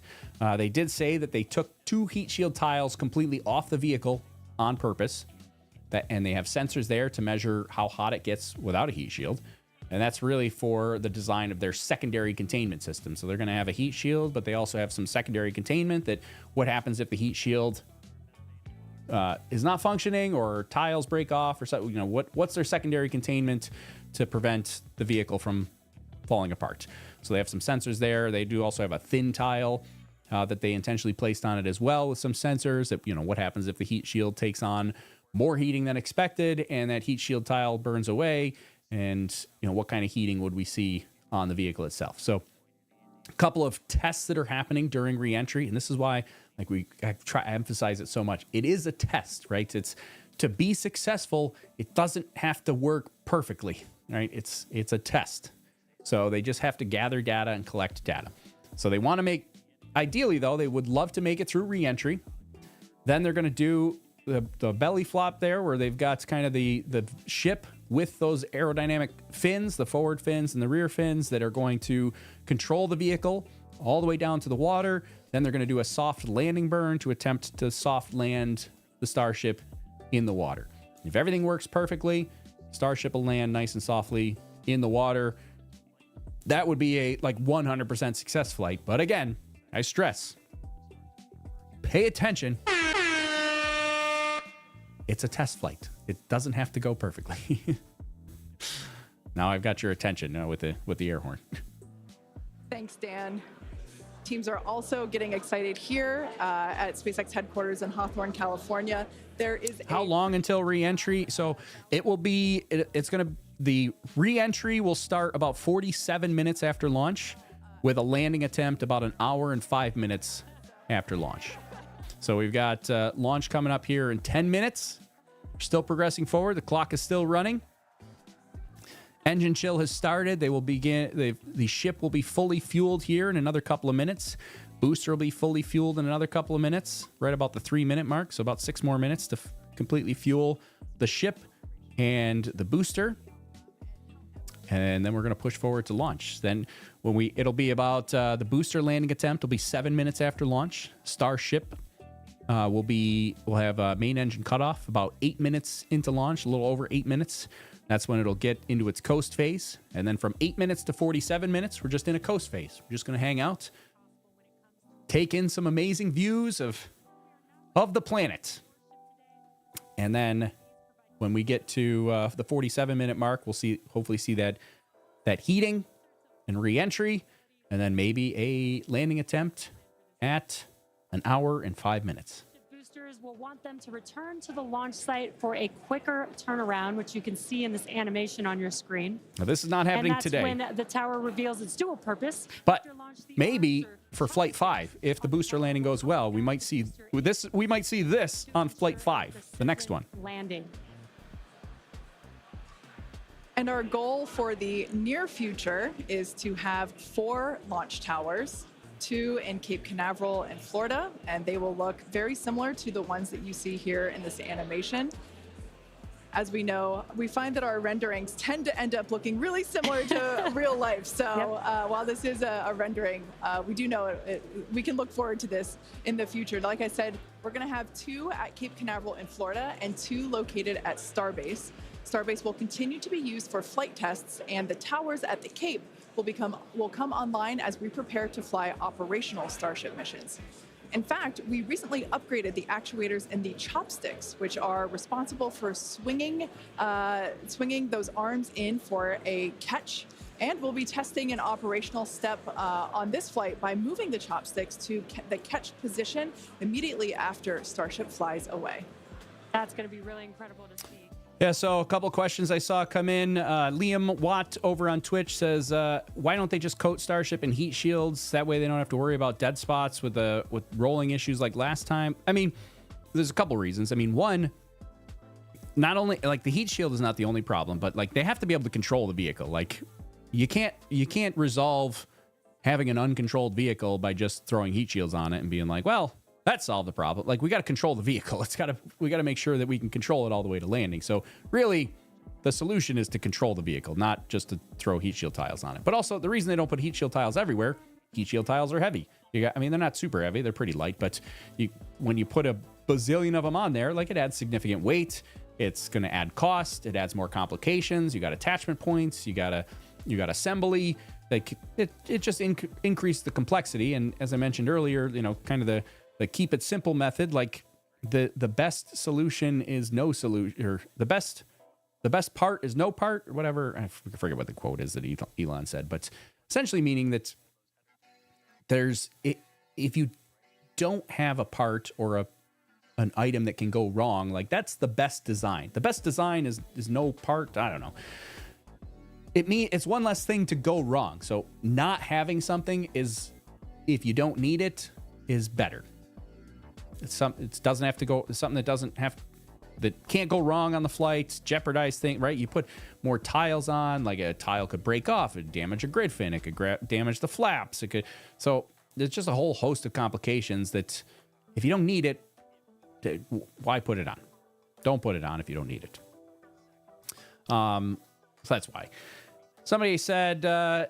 Was asking about, are they planning to move Starship launches to Cape Canaveral? So they are going to build Starship launch towers at Cape Canaveral. They're planning to build 2 Starship launch towers, and the plan is to have operational missions in Cape Canaveral. So when they launch satellites or crew or whatever, they're going to do those from Cape Canaveral in Florida.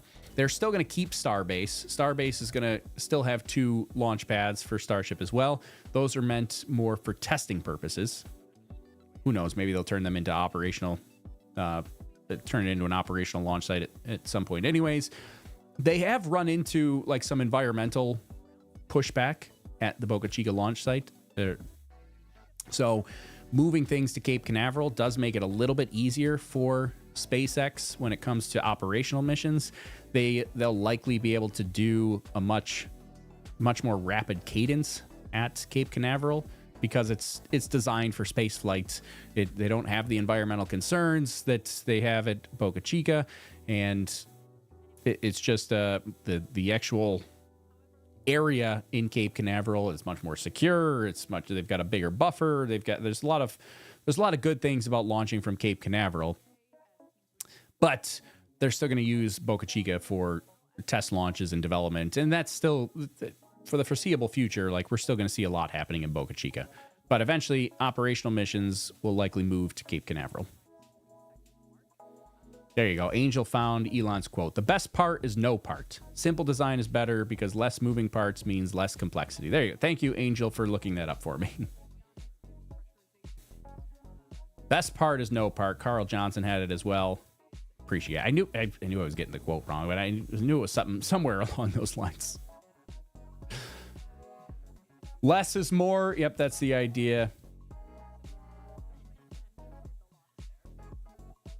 Shuttle tiles didn't have to deal with cryogenic tanks expanding and contracting. This is true. Yep, the shuttle tiles, the cryogenic fuel loading was mostly happening on the external fuel tank. Like that was kind of the big fuel tank that was being loaded.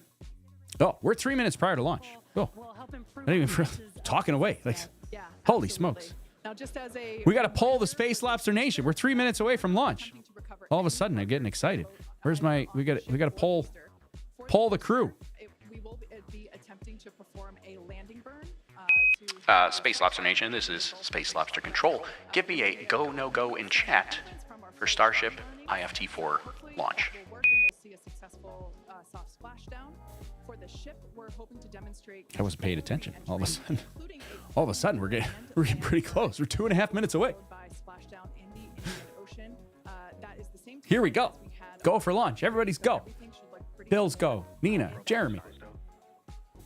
And we just heard the call out there that all prop load is closed out. So at this point, there is like 10 million pounds of propellant on board Starship, which is incredible. This is getting very exciting. We are just... I might give you my sales pitch real quick while we got 900 people in here. There's only 266 likes on this YouTube video. If you could help me out. Maybe just hit that like button. We're 2 minutes to go to launch. You got 2 minutes. Just and hit. As Jesse just said, just we hit that are like button under for me. 2 minutes away. So prop load is complete. All the fill drain lines into ship and booster have closed. Right now we're doing the pushback, so clearing out all those ground lines of propellant, and that'll be completed over the next couple of seconds. We're coming up on that T-minus 40 mark. Again, not planning to hold. If we do, or if we get a hold after we pass it, we can snap back to that T-minus 40, and then we can stay there for about 30 minutes or so if any other issues crop up. Wild West Stan, thank you very much for the super chat. Beep, go for launch. Beep. Both on the vehicle and the Thank you very much. It's running a lot of its own self-checkouts, venting different tanks and pressure lines throughout the vehicle. We essentially built that 40 seconds as that's about how much time it takes for the vehicle to take all of those actions, which is why we hold there. But all of that happens automated. 1 minute. Do a final Holy smokes. checkout of the TVC, the thrust vector control, how we're going to steer. And then we see liftoff. So we're under a minute away. Come on, baby. Let's go. 45 seconds. 40 seconds. Big mark. 45 seconds and counting. Good event, game at. All right, now as we close in, we are past the 40-second mark. So let's listen in. Flight Director Ty Huntington's going to take us Flight directors, go. Come on. One more time for a Starship liftoff. Oh, we're going. Come on.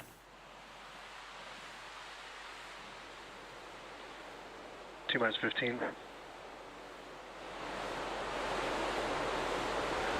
10, 9, 8, 7, 6, 5, 4, 3, 2.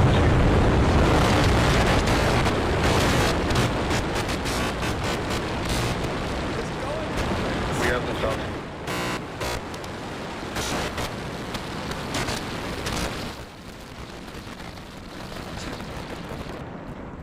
Vehicle is pitching downrange. Oh my goodness, it's going.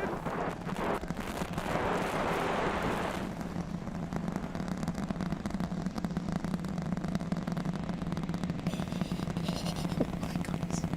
Look at it go. Look at it go. All right, 30 seconds into flight. The rumbles are still building here in the Raptor's nest. We're seeing 32 out of 33 engines lit on the Super Heavy right now.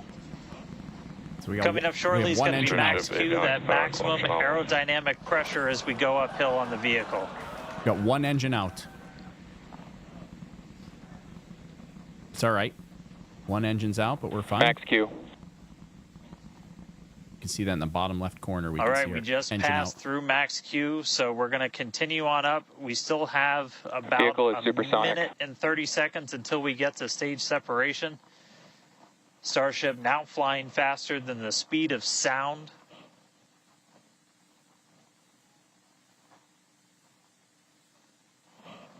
All right, so you got a couple of views. You got some ground trackers in your top camera there. You're looking down from the top of the booster in the bottom left, and then a camera in the top flap of the ship looking back in the bottom right. So getting a couple of different looks as Starship heads uphill.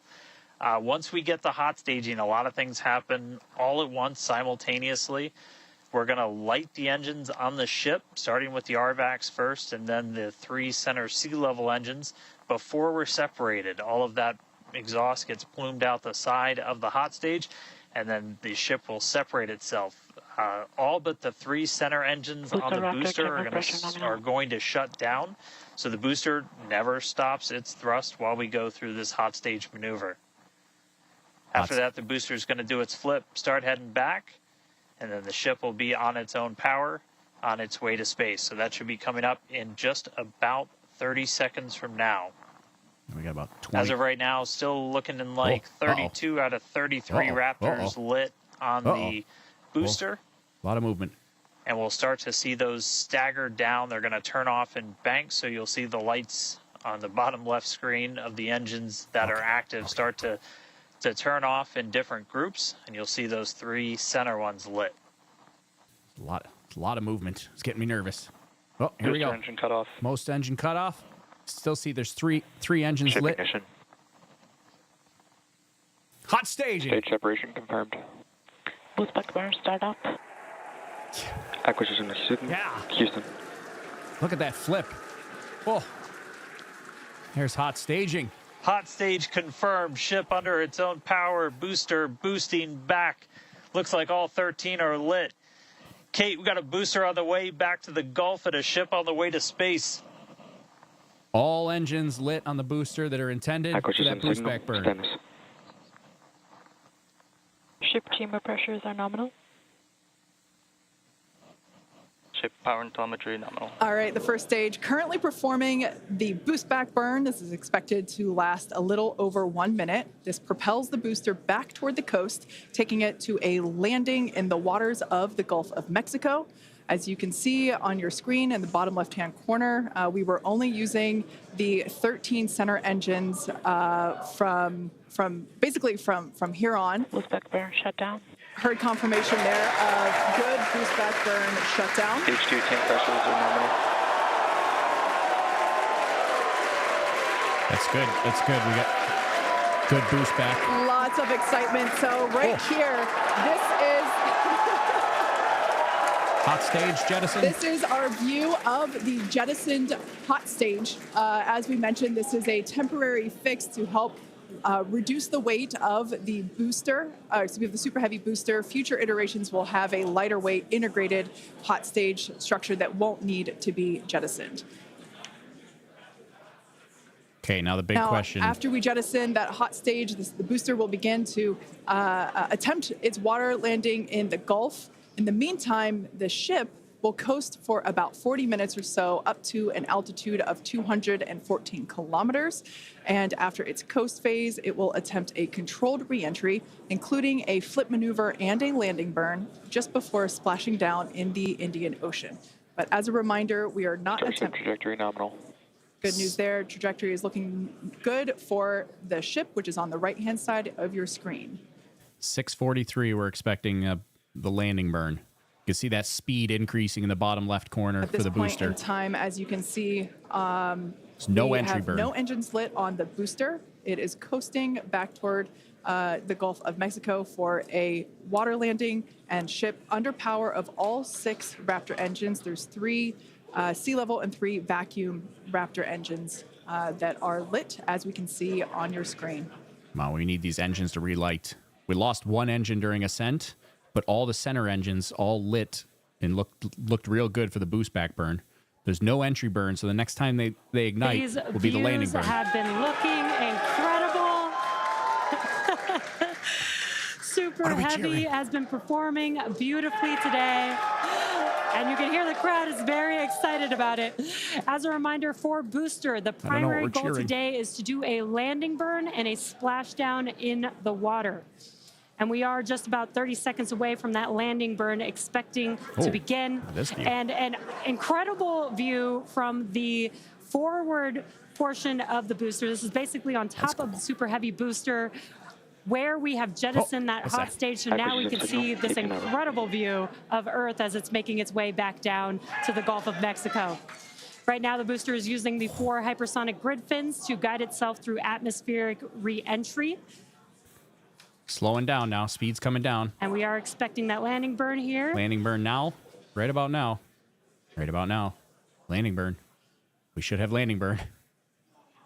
Pretty close. We should be at landing burn. And we will be igniting 13 engines, and this is a great view. On your left-hand side is 3 views from the booster, and your right-hand side a view from the ship. We have no engines yet. And you can see those grid fins on your left-hand screen. Oh boy. Rotating and turning to guide the booster, and there's that landing burn. We're missing 1 engine. 1 engine's out. Oh. That landing burn just begun, and you can see the water below.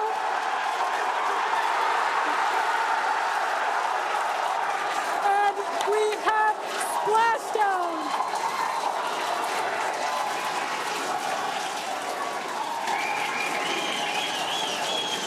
What an incredible sight! Oh, congratulations to the SpaceX team! Oh! Ship has entered terminal guidance. That was absolutely incredible. The first successful splashdown of the Super Heavy booster. Loved seeing it just tip over into the water before losing that footage. Now the next milestone is coming up in about under a minute. The ship is going to shut off its Raptor engines, Ship engine cut off. which we see right there. As we mentioned before, today's test flight is not an orbital flight, but rather one that demonstrates the Starship's orbital capability. Oh my goodness. So right now we are under power with just the 3 center Raptor engines. Expecting those, and just there we can see that those have also successfully cut off. All right.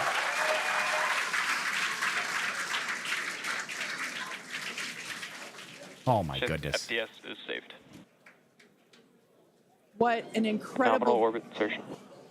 Nominal there's orbit great news insertion. there. The call out we were hoping to hear.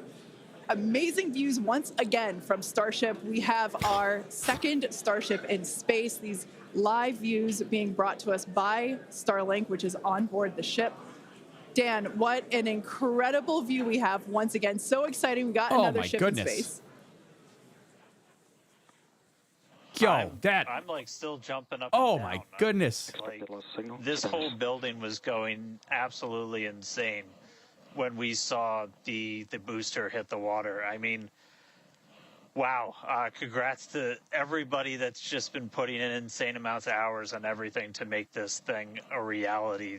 And I feel like every single time we do one of these, we're seeing something wildly new. We got to see the hot stage jettison and the booster in the water. But just to recap real quick over everything that's happened. So we lifted off at 7:50 a.m. only 9 minutes ago. How has it only been 9 minutes? 7:50 a.m. Central at 12:50 UTC. We saw 32 of the 33 Raptor engines on Super Heavy make the ascent. We had successful cutoff, successful hot staging. All 6 engines on the ship powered it all the way into a nominal orbital trajectory. And we've already been getting some live views from the ship on board. After that, the booster was able to do its boost back burn. Oh, this looks like we're actually getting some views from the ground still, potentially from Florida, of the ship as it's up there. That's a view from some of our tracking cameras on the ground in Florida. That's cool. But the ship, we just heard successful orbital insertion, so it's right where it needs to be, and is now going to continue on its way to coast until it comes to reentry. But I mean, the booster, successful boost back burn, jettison the hot stage, and then a landing burn. It looked like we saw 12 of the 13 engines light up, and then that first ever soft splashdown in the water. So a whole lot still to come. Ship now on its way to its primary objective of entry. That's going to be coming up in just under 40 minutes from now. So a lot still to come, but wow, what a 9 minutes to start this mission off. That so was wild. Can't wait to see what entry is going to show us, but that launch was incredible. Back over to you, Jesse and Kate. So that was nuts. So we had, they did, the booster did it. It landed. I mean, they only had, so we had one engine go out during the ascent, one on the outer ring. During the landing burn, one engine also went out on the inner ring. One engine did not come back up. But there is some tolerance there where they don't need every single engine, because they run all the engines and then they cut down to the last three for the final bit of the landing burn. The last three are the three center engines. And it did it. Soft landed in the water. That is crazy. And we got the view all the way down to the water. I mean, I was getting nervous that they weren't going to ignite, but they ignited and they got that soft water landing. What that means is we might see Flight 5 might attempt a landing at the actual launch pad. It might do the catch attempt on the next one because this one went so well. Flip maneuver, landing burn, and splashdown. Expected loss signal, Key West. Yep. All right, so they're playing music. I'm going to have to turn them down.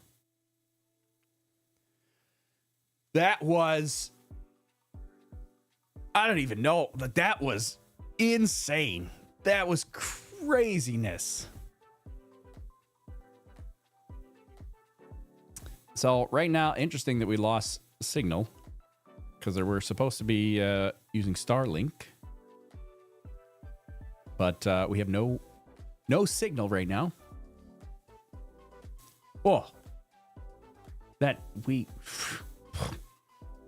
was crazy. We might need to replay that because that was wild. I can't believe we're gonna replay that and go through it again.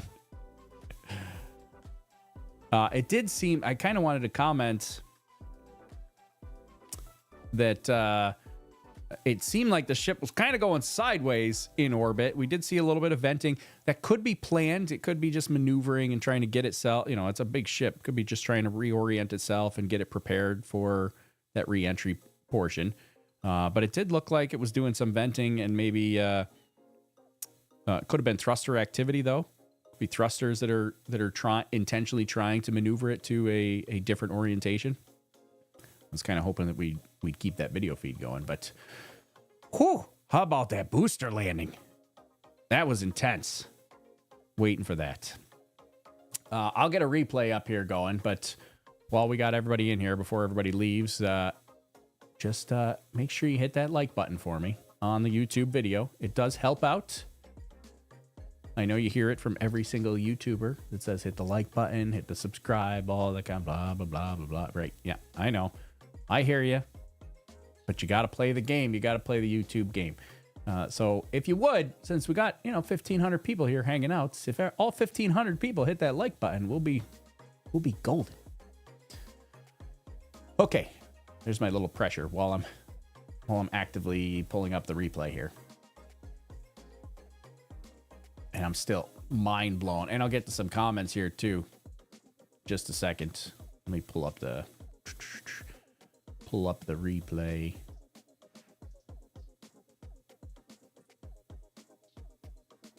All right, we want to get, let's see, how can I do this without, I don't want to lose this feed because this is synced with my clock. So we're just going to mute this one. And then we'll pull up a new feed. And we'll take this one back to, can I rewind? Oh.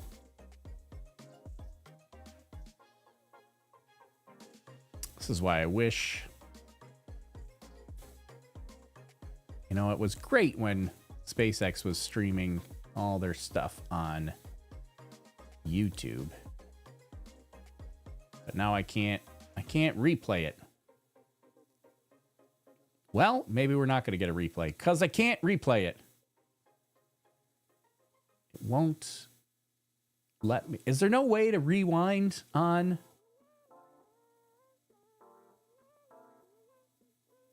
Is there no way to rewind on a Twitter X live stream?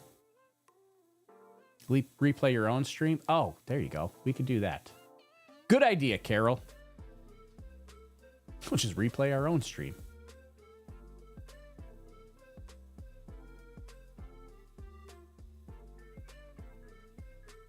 Look at Carol coming in with a clutch idea. I swear I'm a professional. Good idea, Carol. Like I've done this before. All right, let's back it up. We'll just replay our own feed.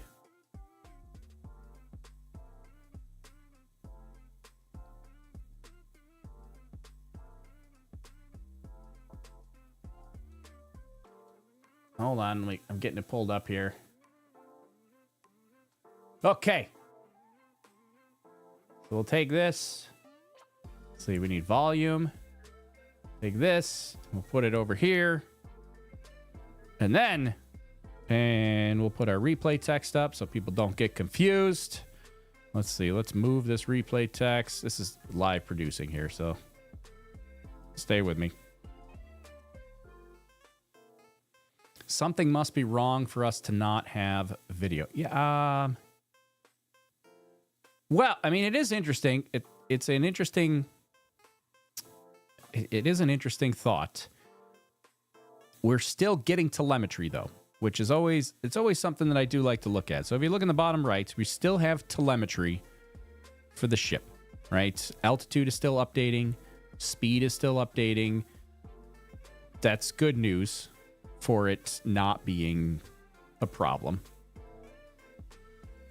We did have video last time with this, but the good news is we're still getting telemetry, so that makes me feel pretty good that things are okay.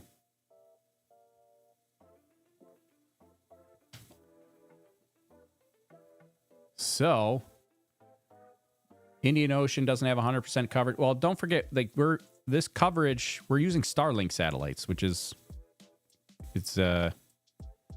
they're satellites. They're not covering the whole planet here. So we're not using ground-based stations.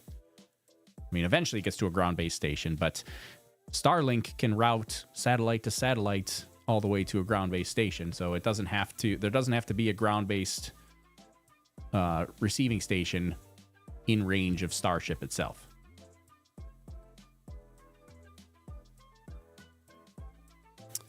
So we are waiting. We're waiting for that re-entry. We got no video yet. So in the meantime, let's replay this launch. This was... Oh, yeah, I got two Tories here. There we go. All right. Hold on. Back it up. 4, 3, 2.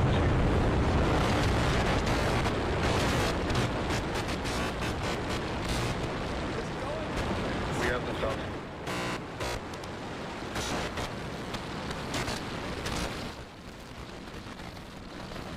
It's crazy. Just vehicle is pitching downrange. Wild. It's going. This is just, sorry, you're going to hear me talking twice here. So during ascent, we had the ascent where we did lose one engine. You can see in the bottom right-hand corner that, All right, 30 seconds that one engine is lost during this ascent. I'm going to turn down the actual volume of the launch here because you're hearing me twice and the commentator. So yeah, one engine lost. You can see it in this video. You can see exactly where the engine is that's not ignited. Looks like that just failed to ignite. And yeah, we hit.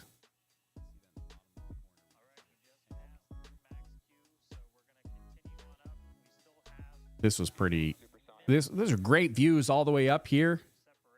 I got a little bit nervous at one point that as the ship started moving around, must have been okay. Everything was fine, but just I don't know. These cameras seem to show a lot more movement. We had some. You got a little bit of reference to the ground there with the clouds, where you can really see the movement of the vehicle.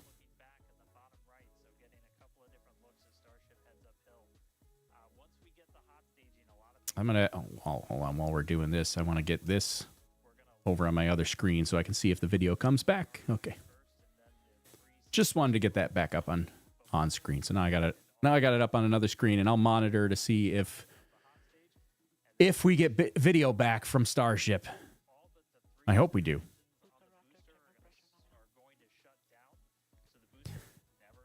So almost a flawless performance here from the booster. Only one engine out. They do have some tolerance to lose an engine. Not a major issue. Let's see. Jay Murphy said there's an update on Twitter. Let me just check real quick.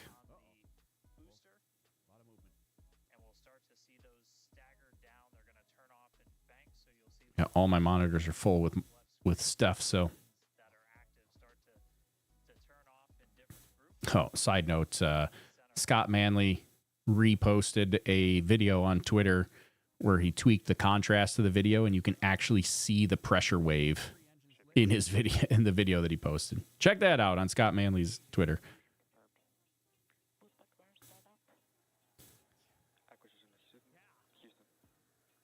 There's the separation and boost back burn. Let's see. There you go. Elon Musk tweeted, said, we do actually have acquisition of signal. 11 internal cameras are transmitting, trying to figure out why external cameras are not transmitting. So it sounds like everything is fine. They do have signal. They're getting internal cameras, which they don't typically show us the internal cameras anyways. Probably some proprietary information there that they don't want us to see. But it sounds like their external cameras are not transmitting. They're trying to figure that out.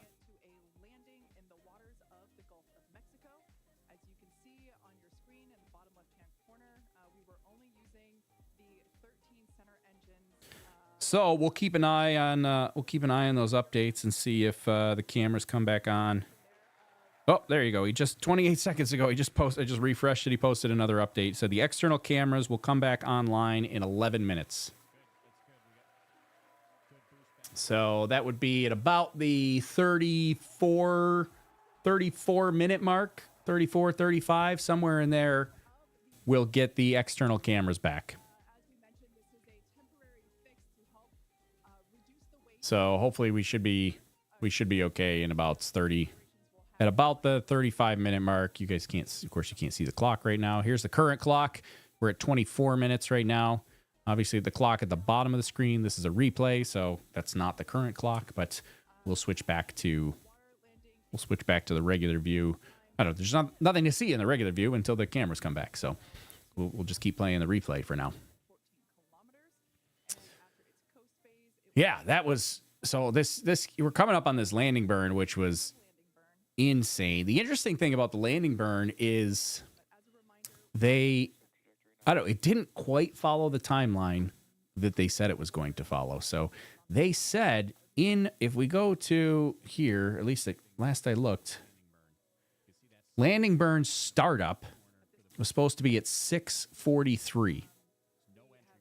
And now, I mean, it is a little bit dynamic because it's, the ship is reacting to real-time conditions. That was the planned conditions. But, I was getting a little worried because it was pretty far off of, I don't know, it felt like it forever from 6:43. At 6:43 came and went, and I didn't see a landing burn yet. So it did get me a little bit nervous. It's startup. It can take a couple of seconds. That's true, but I mean, I guess I was watching the engines. I was expecting at least a couple of them to come online and show on the telemetry.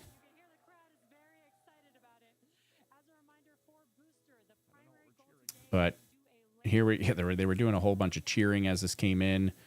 Stop calling it Twitter. It's X. Yeah, I know. I still call it Twitter. It's Twitter, X, whatever you.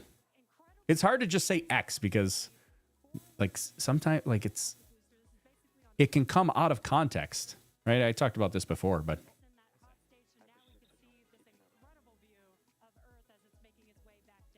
Anyways, all right. So we were coming up. That was a cool view of the top of the boost, the Super Heavy booster. This is looking up at the top of the booster. You can kind of see the vapor trail it's leaning behind. There's 643. So that's where the landing burn was supposed to start. This is where I was getting nervous. I'll turn the volume back up here now. Pretty close. We should be at landing burn. There's 10 seconds have gone by. No landing burn yet. 13 engines, and this is a great view. On your left-hand side is landing a view. Burn. Is 3 views. It's 20 seconds. Landing burn still hasn't started. We have no engines yet. And you can see those grid fins on your left-hand screen. Oh boy. Rotating and turning. There they come. To guide the booster, and there's that landing burn. We're missing one engine. One engine's out. Oh. That landing burn just begun. Look at this. And you can see the water below. Water spray. And we have splashdown. Engine cut off. And then it tips over. What an incredible sight. Oh, congratulations. Dude, that was insane. But it was almost 30 seconds between when landing burn was expected and when it actually ignited. Like if we go back, so landing burn was expected at 6:43. It didn't actually come online until this is actually more than 30. Oh yeah, right there is where they come online. 7:08, 7:09. Yeah, so almost 30 seconds later. That was really making me nervous. But they lost. You can see. So when the landing burn first ignites right here, you can see one engine is out in the bottom left corner here. So we got one engine out on the initial relight of that center pod of engines, but then the outer ring intentionally goes off right about right there. And now we're just down to the center 3.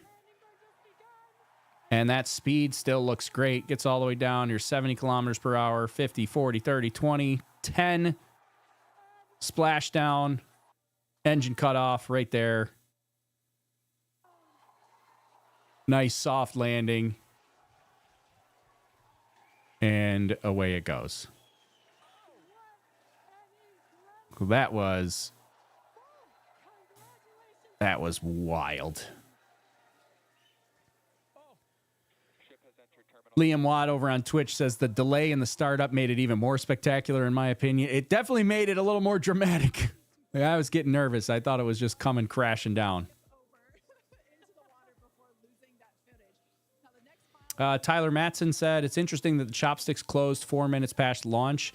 Yeah, so they actually did mention, we didn't see it, at least not in any of the views that SpaceX provided, but they did say that after launch, they were going to close the chopsticks. So they opened the chopsticks, launch, and then the chopsticks on the launch tower were going to close to simulate the actuators on the launch tower and prepare for the actual landing attempt, which maybe, now that they've successfully done it here with Flight 4, maybe Flight 5 does an actual real landing attempt back at the launch pad. That will be wild.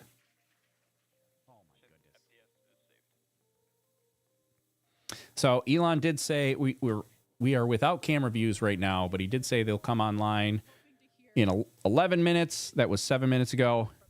So we got about 4 more minutes to go, and we might get our cameras back. No one mentioning that was the largest ship ever to land back on Earth. Yeah, I mean, that Super Heavy booster landing, I mean, a couple things are spectacular about that. I mean, first of all, the number of engines that they have to relight to do that landing is crazy. It's not really that surprising that one of them didn't ignite. I mean, but the fact that most of them did is crazy. Also, no entry burn, right? Keep that in mind. Like, it was coming back. Like, if we rewind a little bit here, we'll back it up even more. Obviously it touches down at 10 kilometers per hour, but at some point, like the max that I saw here, we're still increasing in speed till we're at 4,445 kilometers per hour, 4,450, 4,460, 4,464. That might have been the peak. Yeah, right there.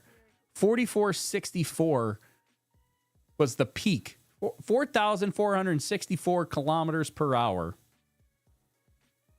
This thing peaked at, and that was at 22 kilometers in altitude. What were we at that max? 44, 64, 26 kilometers in altitude. And between 26 kilometers and 0, it reduced speed. Well, actually, I mean, it's just using the rocket body here, a little bit grid fins for control, but there's no entry burn, which is kind of wild too. Now we're already down to 1,800, 1,600, 1,500. We're 3 kilometers in altitude. We still haven't even started our landing burn yet. And right about there's our ignition.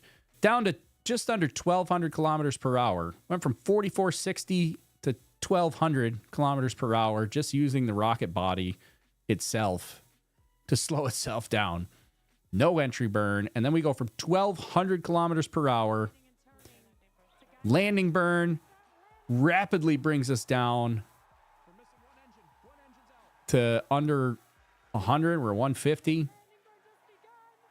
Now, then we get the cutoff for the outer ring. So then the inner ring brings us from 100 down to 10. Crazy. Like, there you go. And then we touch down and it tips over, and it's because there's nothing there to catch it. But it was a virtual tower, and like, as far as I can tell, that was almost flawless, with the exception of the loss of the one engine during relight, and there was a loss of one engine during the ascent phase as well. But that was wild. Any idea what's going on with the second stage? Yeah, right now, there's not a lot of data. I mean, they do have acquisition of signal. Second stage is doing fine.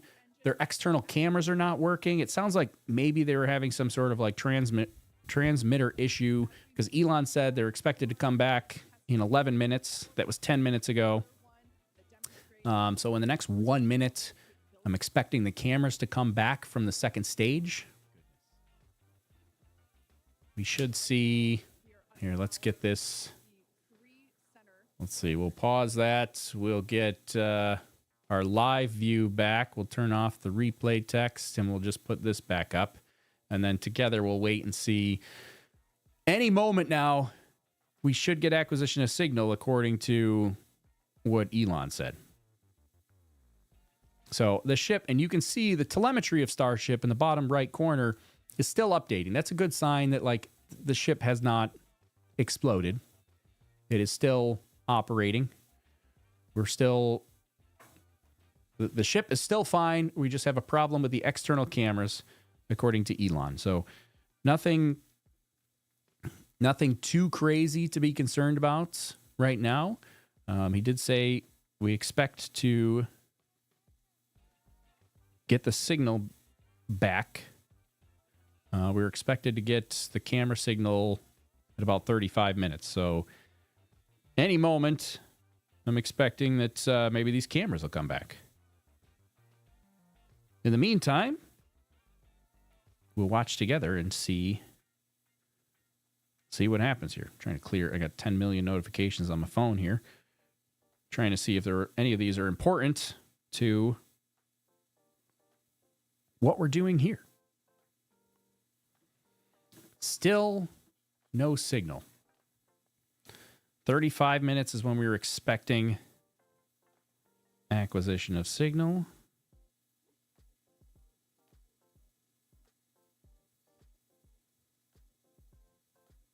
Let's see, any new updates? Failure, repeated failure, the definition of insanity, says Russell.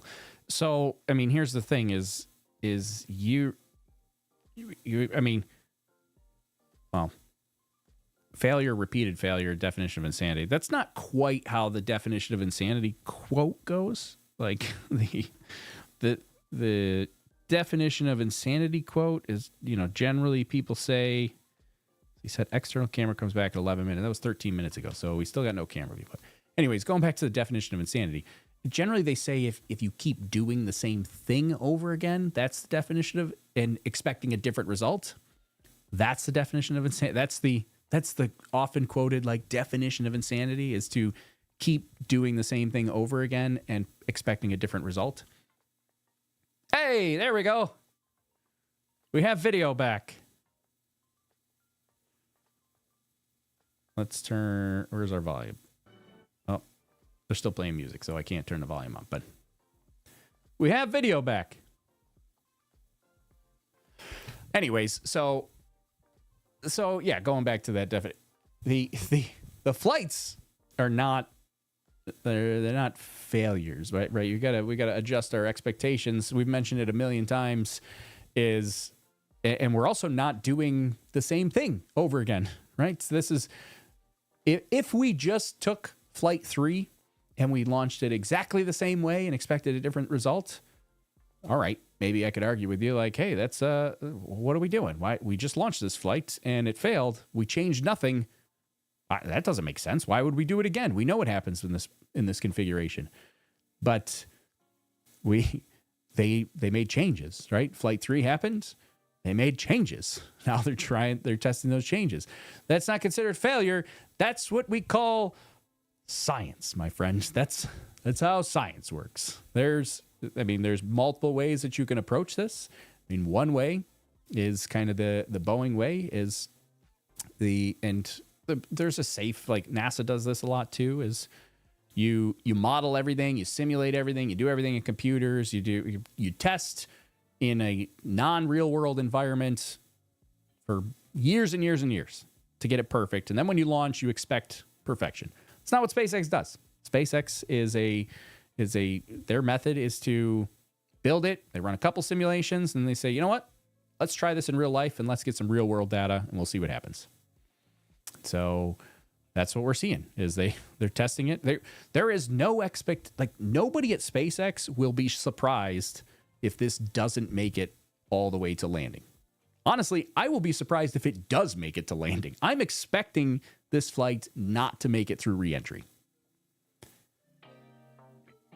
It's because it's a test flight, right? Not only are we expecting it to not make it through reentry, but you got to remember, we talked about it earlier, they removed 2 heat shield tiles on purpose. Like, why would you do that if you weren't running a test? Like, if you were expecting that this flight was going to be 100% perfect, you would not intentionally remove heat shield tiles, right? They intentionally removed heat shield tiles. They removed the tiles. They know that they're performing a re-entry with no heat shield tiles in some areas because they have sensors and they want to collect data, right? It's more important, right? They need to design a secondary containment system. In order to design a secondary containment system, you got to know how much heat is the vehicle going to have if a heat shield fails. So they took heat shield tiles off. We're going to say, you know what? And it might compromise the vehicle. Not having those heat shield tiles might compromise the vehicle today. They took them off so they can measure it, see how much heat they're getting without a heat shield tile, and then they can design a secondary containment system to back up the heat shield for future flights based on the data that they collect today. That's not a definition of failure. That's how you collect data. How else are you going to collect accurate real-world data on what sort of heating a Starship vehicle is going to experience during reentry if a heat shield tiles fails.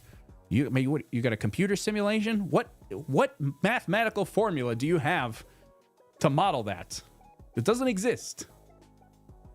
Ship is in space, as you can see here by this view. We're With looking magic, at, says Natsu. one of the flaps of Starship, one of 4. You can actually see a close-up side detail of some of those hexagonal heat shield tiles. Now, coming up around T plus 49 minutes, the ship will re-enter the Earth's atmosphere. As a reminder, the primary goal of today's flight test is for a ship to make it through the extreme heat of re-entry. This is typically a portion of flight where we don't have communications with the spacecraft because it's re-entering at or around orbital velocity, which is about 8 kilometers per second or roughly 5 miles per second. At those speeds, the spacecraft moving through the atmosphere results in friction and creates a plasma field around the vehicle. That blanket of plasma distorts, as you can see, that plasma blanket that you can kind of see here, distorts communication frequencies. So we're left with a brief blackout in communication. Extra noise coming in. All right, I'm going to turn this out. So we lost video for a little while, but it's back now. So that's good news. We're still at 130 kilometers in altitude, still traveling 26,587 kilometers per hour.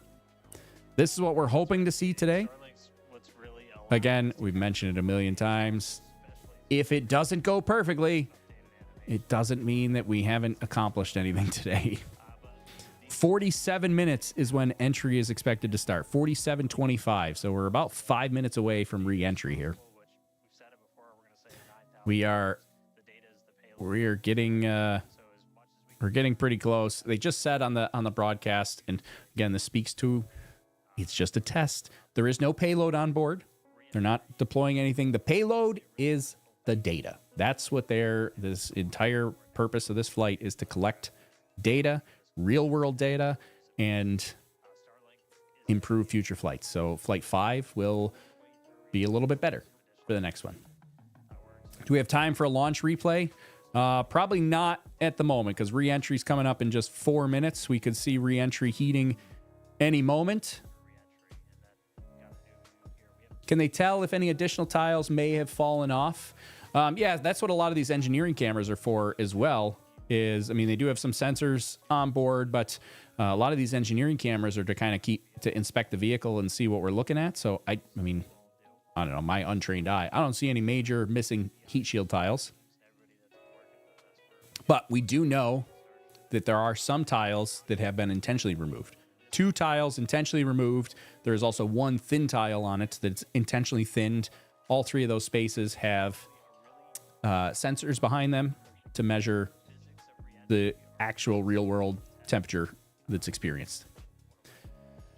Andre Nunes says there is no spin. It does look like the vehicle is relatively stable. I don't see a spin either. We can see the ground flying by underneath. To give you an idea of where we are, let's see if real quick, I'll pull up our flightclub.io. We should be passing. Oh no, it doesn't show live. Okay, well, I was hoping maybe it would show us the live position, but it doesn't. So will we see tiles fly off during re-entry? I don't know. We could see re-entry. We could see tiles fly off. Well, we could see the ship disappear. That was kind of weird. Little camera defect. I'm sure enter conspiracy theorists that'll tell you that it's CGI. It does look relatively stable. I don't see any spinning. Paul Mansell says, is that Madagascar? Probably. I bet that we were probably passing over Madagascar. Was that last landmass that we saw? We might be over. Oh, I see some heating. I see some heating. We got a little bit of an orange glow. Stuff coming up in the future, but right now, a little bit of a glow. Closer to re-entry. Here it comes. We're going to be moving. Come on, baby, survive this. Speeds more than 5 times the speed of sound. Keep an eye on that speed. 26,700 kilometers per hour. There's a tiny hint of an orange glow right at the bottom. We can see the plasma beginning to build as the ship is getting closer to the Earth's atmosphere. Now, let's talk a little bit about how Starship will survive reentry, hopefully, and control itself. Getting Exactly. brighter. We've been talking about this entire flight test. There's 18,000 hexagonal ceramic tiles surrounding the bottom portion or the Earth-facing side of the ship. Through 100 kilometers altitude, good attitude for entry. Good Great attitude for call-outs entry. there. That's good. Now, during atmospheric reentry, the vehicle is going to see temperatures as high as 2,600 degrees Fahrenheit or over 1,400 degrees Celsius. So those tiles are there to help protect the vehicle from this extreme heat. You keep an eye, give an eye about that roll. So last time when we saw the plasma forming, we saw the shape of the plasma constantly changing because the vehicle was rolling and different sides of the vehicle were facing forward, basically. Right now, it looks pretty stable, and that plasma is the shape of that plasma is staying pretty stable as well too. That's a good sign of positive control of the vehicle. At the bottom, they're made out of stainless steel, and yeah, they help steer the ship, which, as we can see, the plasma continuing to build.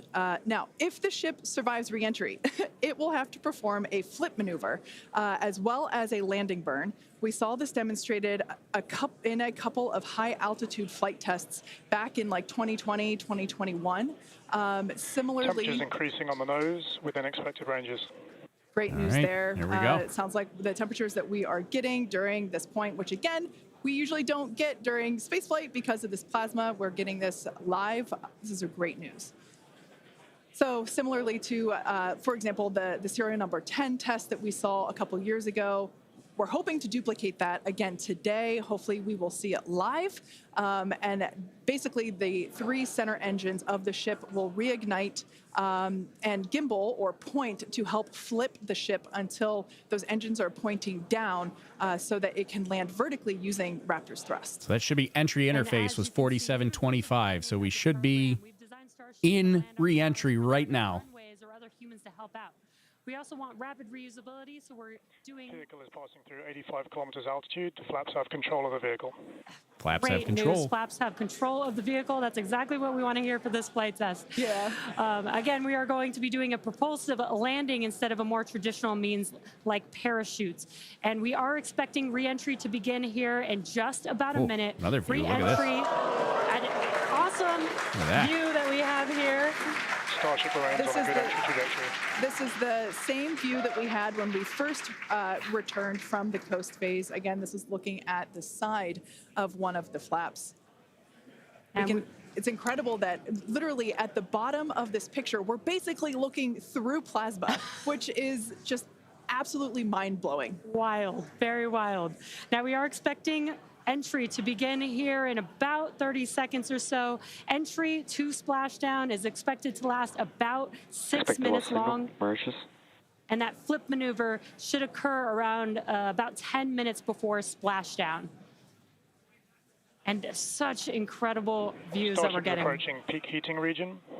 Peak heating. We're coming up on Great peak heating. call-outs there. Yeah, these views are absolutely astounding. Nose temperatures continue to rise within expected region. They're still within and expected. in your bottom right-hand corner, you can also follow along with the altitude of ship as it's returning back to Earth. Come on, come on. So once again, this view is basically looking down into the plasma blanket that is building up around the exterior of Starship. It is traveling, as you can see on your screen. You can look in the bottom right-hand corner and see how fast it's going, how high it is, as well as the general orientation. Again, we're seeing a lot more stability, a lot more control here on this flight, which is great. It shows that the iterations, the learning... Starship is now in expected peak heating region. We're into peak heating right now. All right, great news there, telling us that this is basically the hottest point that Starship should get look at that. During its reentry. Now, the heat shield is working with the atmosphere for some like free braking, okay? the atmosphere is helping to slow the Starship down. Yeah, exactly. We're not using any engines or thrust to slow the vehicle down. Exactly what Kate mentioned. We're just using the atmosphere and those heat shield tiles protecting the vehicle as it's coming through that high heat temperature. Yeah. Now, this is another one of those moments that we have been waiting for. Right now, the ship is currently re-entering the Earth's atmosphere, and By all looks and all callouts that we're hearing on the net, it is doing pretty well. Now, we do not plan to recover the spacecraft today, but rapid and reliable reusability is the ultimate goal. So our landing is expected 1 hour and 5 pausing minutes. to just take in this. So we're only about we're only about an hour and 5 minutes, or not an hour. We're only 15 hour and 5 minutes is when the landing's expected. We're only 15 minutes away from that landing. We're at 68 kilometers in altitude. This is great. This is exactly what we want, and we are hearing that we're getting expected call-outs.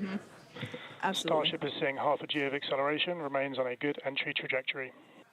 Only it's half a G. incredible to look at this photo and wonder, wait, is it real? Is it frozen? We can see so I was just going to say Those temperatures have stopped increasing. Oh, that is great news.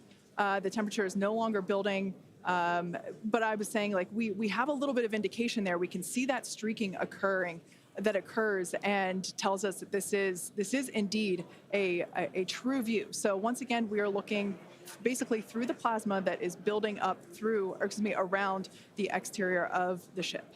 And I still cannot get over that we are getting a live view of Reentry right now, live on your screen. Again, we've said this over and over, but all thanks to Starlink. We are able to use Starlink in space, which we're getting this incredible data. And not only just the data from the sensors, but getting live imagery of what is actually happening, which is great, which we've never been able to do live before. Right. Now, just a quick future outlook here. So in about, let's see, at T plus about 1 hour and 2 minutes, we should hear a call out for entry transonic. That means that the ship is going near the speed of sound. And then about a minute after that, we'll hear another call out saying entry subsonic, meaning that the ship is going below the speed of sound. So these are all continued indications that the atmosphere, right, as the ship comes back down, it is getting through the more dense part of the atmosphere, and that atmosphere is helping to push against the vehicle, and those heat shields are protecting the vehicle during this high heat period.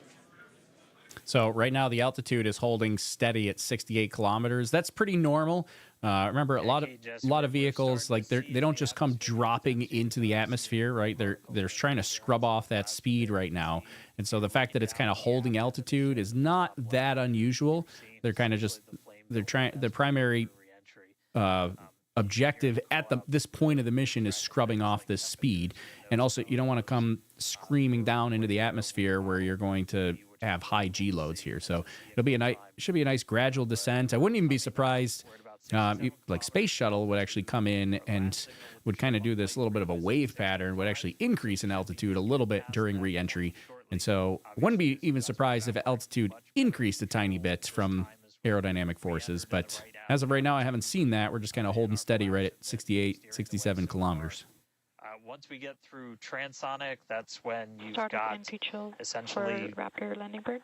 Different areas around the vehicle where the air is either moving faster or slower than the speed of sound. We'll eventually get to subsonic, which we have some experience with. We did in our suborbital campaign. Start of Raptor chill. And Starship will eventually starting the engine down chill to its terminal velocity as it's floating down to the water. That's just about 200 miles an hour or so. We are hearing that we're starting to chill some of the engines as we are, if we make it all the way down to the water, still going to attempt a landing burn, but still a ways to go. We're at about 64 kilometers in altitude right now. We made it through what's expected to be the peak heating, but now we're going to start encountering increased pressures as the atmosphere gets thicker and thicker. Speed is coming down.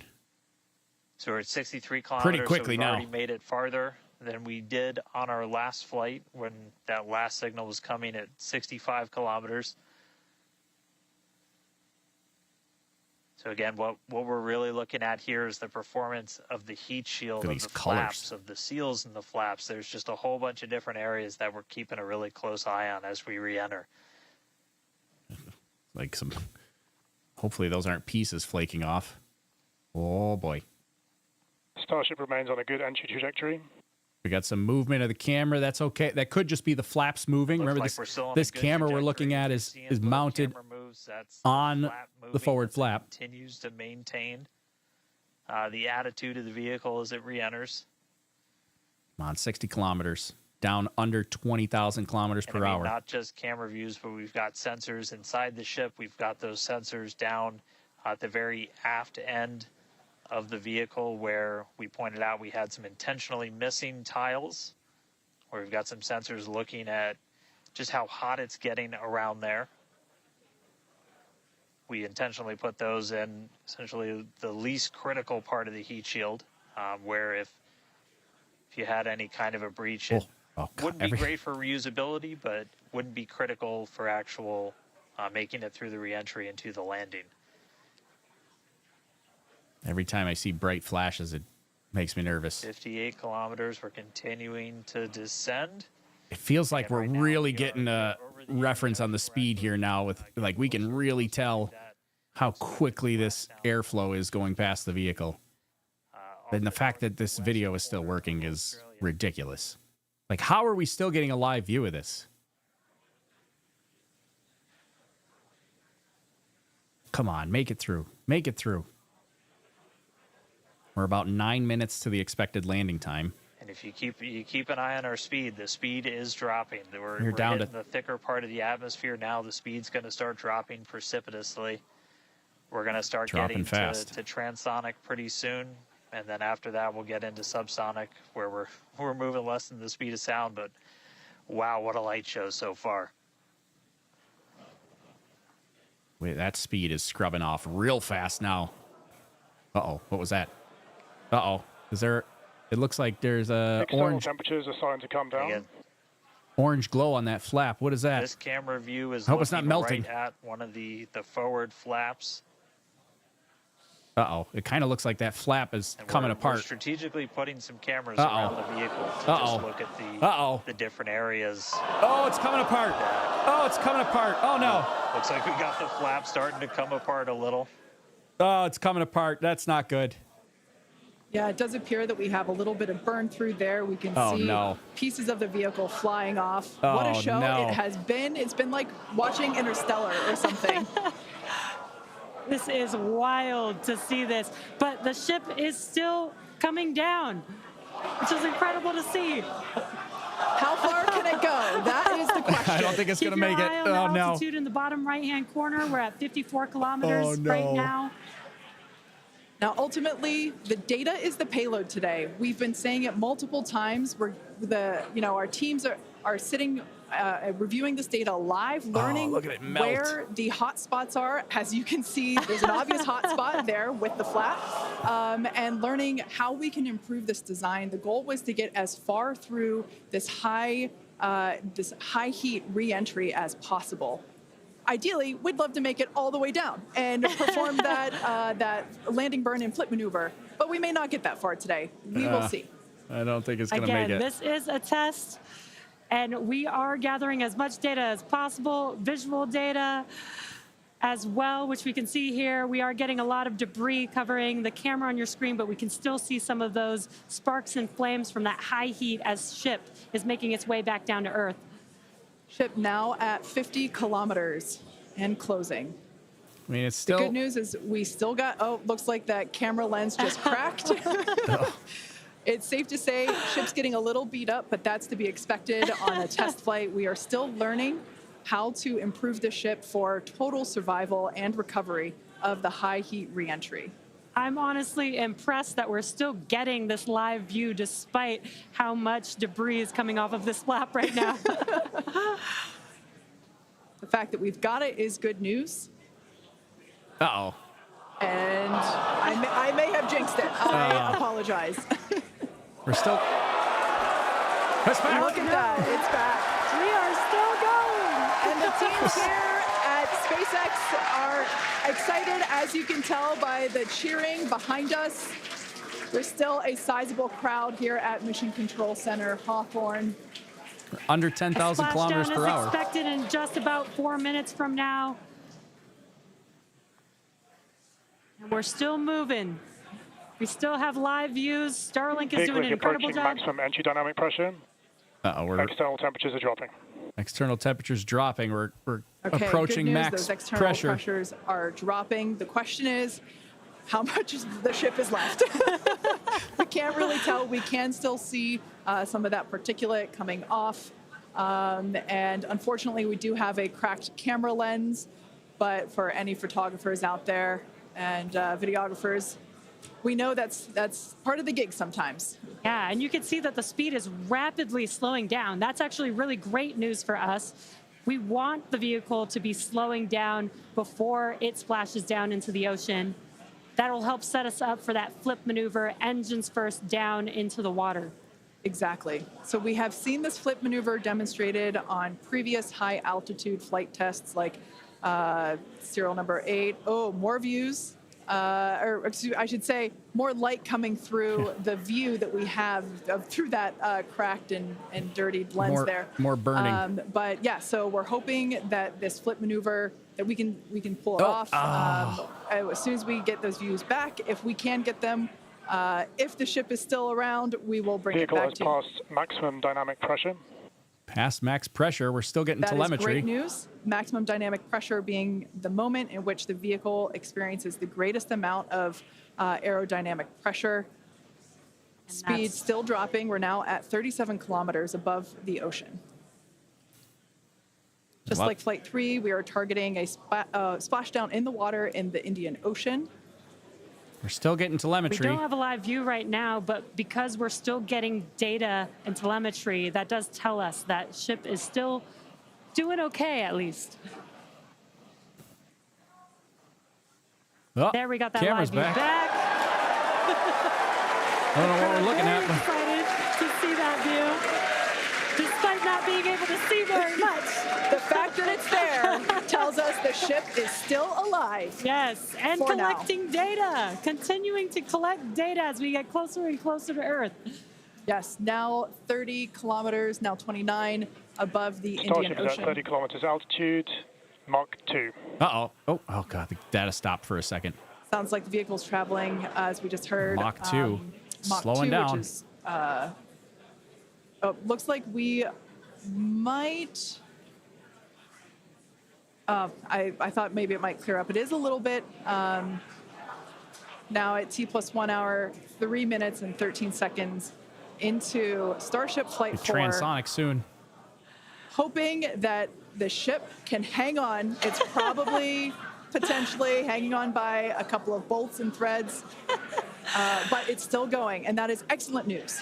That deceleration is looking incredible. We're about to go under 1,000 kilometers per hour. Uh-oh, we're nose down now, it looks Starship like. at 20 kilometers altitude. Now Look, keep in look at mind the that attitude. even though Look at the attitude indicator. It's like nose down. the data itself is what we really are. Starship is subsonic. Subsonic. Subsonic, they're telling us it's traveling below the speed of sound. It's back. Oh, it's wobbling. That movement means the flaps are actuating. I think we can see something. Oh, look at you. The flap is still there. How is it still there? This is a nail biter. It still exists. But we are, unfortunately, we can't see through the lens. We're but under, still we're getting about the 10 feed. kilometers, getting down to Starship 600 is kilometers now, per hour. 11 kilometers over the ocean. All this data is incredibly important. Even if The flap is still actuating. right now, What is happening? It's still moving. It's still, somehow it's still attached.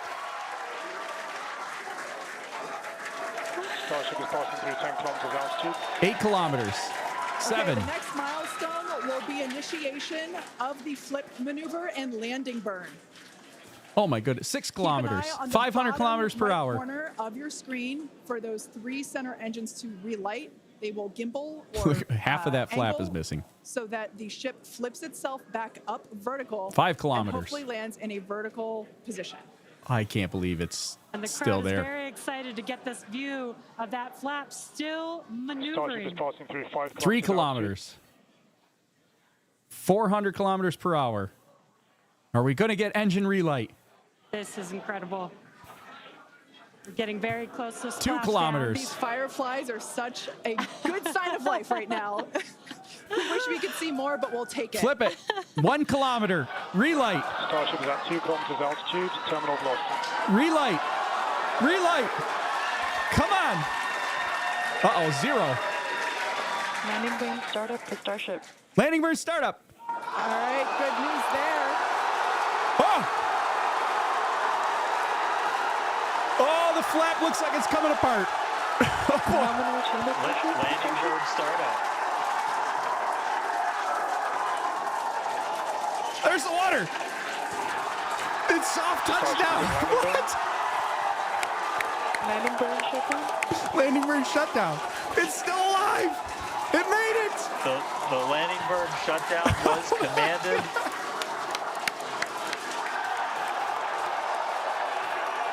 It made it. What? No way. No way.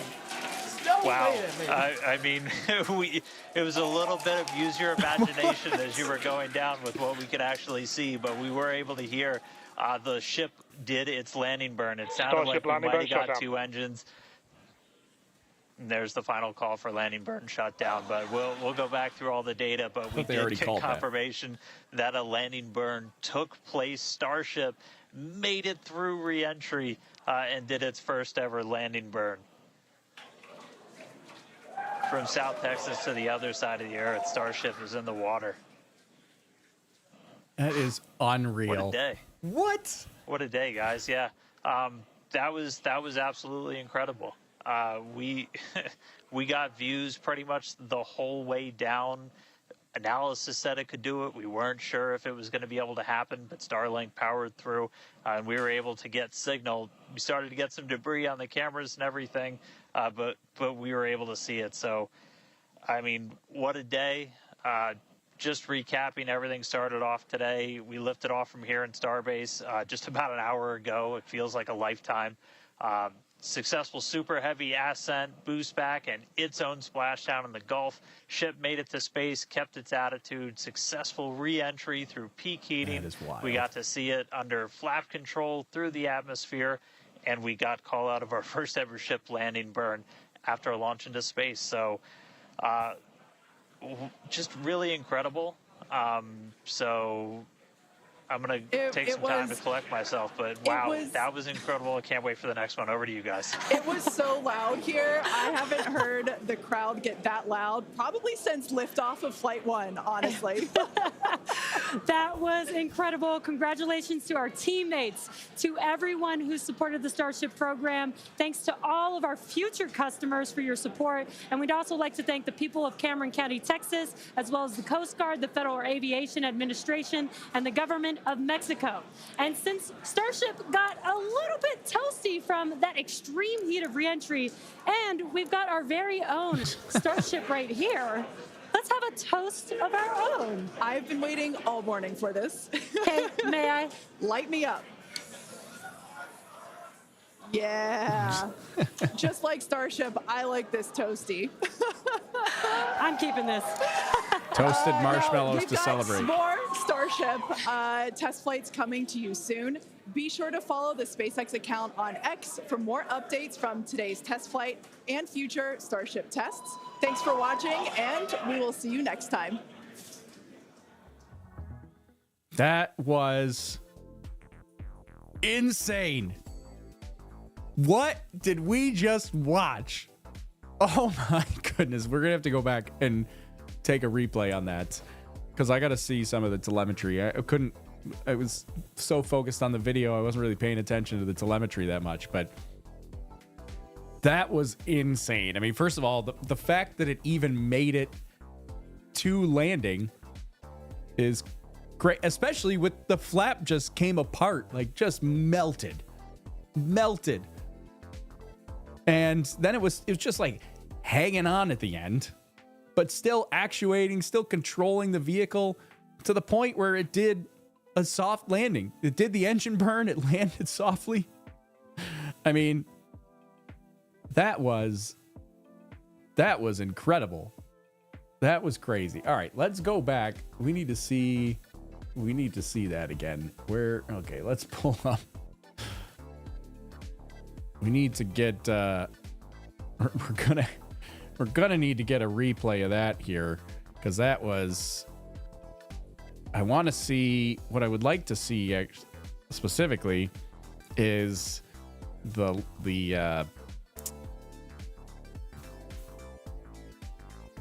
landing burn for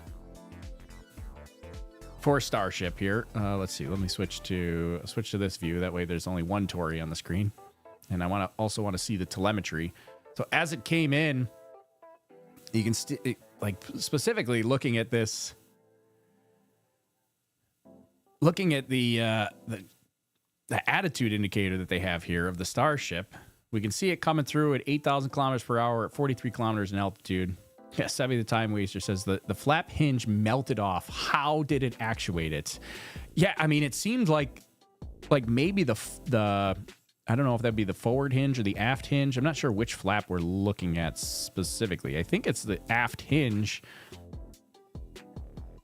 and maybe just the forward section melted off, but there was another actuating hinge that was still just hanging on. It was crazy. It's falling apart. I can't believe that it made it. All right, so here we go. Fast forward through. We're having some issues here. We're still getting telemetry. We watched that attitude indicator. We're starting to get a little horizontal here now. So I'm talking about this thing right here. We're watching that come through. Little bit of movement. There it goes. We're getting horizontal. Then at one point, so I thought I thought it was over here. Right about here, right? Nose goes past the horizon. Now we're nose down. We just nose down. The speed's still decreasing though. Nose down, speed's decreasing. We're on a slide down to the ocean. Can't believe it survived that part, to be honest. Nose down, altitude's coming down. I thought this was it. I thought it was over. Speed stabilizing, then it stabilized a little, and then it decreases some more, and then it's stabilizing, and then here we go. Then there it goes. It regained control of itself. Let's get the events list out of the way here. Regained control. We get some flashes. We got a whole bunch of light show. That flap there just still hanging on and actuating, which is insane. I don't know how that's possible. Like, there is a giant, hold on, pause. There is a giant hole here. Like, you can see, I wish I had telestrator capabilities. I don't, but you can see, here's where it's attached. There's this giant burn through hole right through here, up to here. Like, this whole section, this corner is supposed to be connected here. There's just a hole right here, but it's still attached up here. Just barely hanging on. At 10 kilometers in altitude. The camera's still transmitting the whole way. Look at it. It's still moving. It's still actuating. That is crazy. I mean, at this point, now we're down to 500 kilometers per hour. Like, it's not going that fast anymore. Like, we've slowed way down. 6 kilometers per hour. There's a little bit of a wiggle. Still actuating. Ship is stable in a horizontal position there. 5 kilometers. The graphic on the engines never lit up, so I thought the landing burn didn't happen because the engine. I was waiting for the engines to light up. Never looked like they lit. We're at 3 kilometers. We went all the way down to 0. I was like, oh, that's it, crash. 2 kilometers. Getting a little bit of nose down again. Nose down, but it recovers. Then we go aft sections down. Pointy end up. Pointy end's coming down. We're getting a little bit of a wobble. We're at 0 kilometers. And then boom, right here. Engine there's there's the flip maneuver, and look at it. It's actually, if we look at the attitude indicator, it performs the flip. The engines come up. It over rotates, which is expected. That's what it's supposed to do to kind of stop some of that horizontal. So when you light the engines, it initially adds some horizontal movement to it. So you got to over rotate to cancel out that horizontal movement. The flap comes out. I was expecting that flap to just fly off. There's a huge piece of it missing.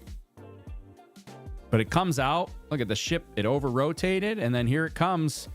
Stable. Straight up and down. 40 kilometers per hour. 36, 35, 30, 20, 19, 18, 17, 16, 15. There's little water spray. 5. Soft touchdown. Oh my goodness. And then it tips over. Like, look at there. We can see our flap there. Hero of the flight is, I don't know, is a tie between that flap and the camera that we're looking at. Like half, yeah, as Angel says, 50% of it is gone. Yeah, half of the flap is gone. It's just non-existent. Look at this on the landing burn here. We go. We can see, this is probably pretty dark over the Indian Ocean over there, but engines relight. We can see the light from the engine. That kind of lights everything up. You can see how much of the, like, look at, and then it actuates. Look at, half of the thing is gone. We can see inside the flap. Like, you can see that giant crater in that flap right there as we're looking at it. And it's just gone, non-existent.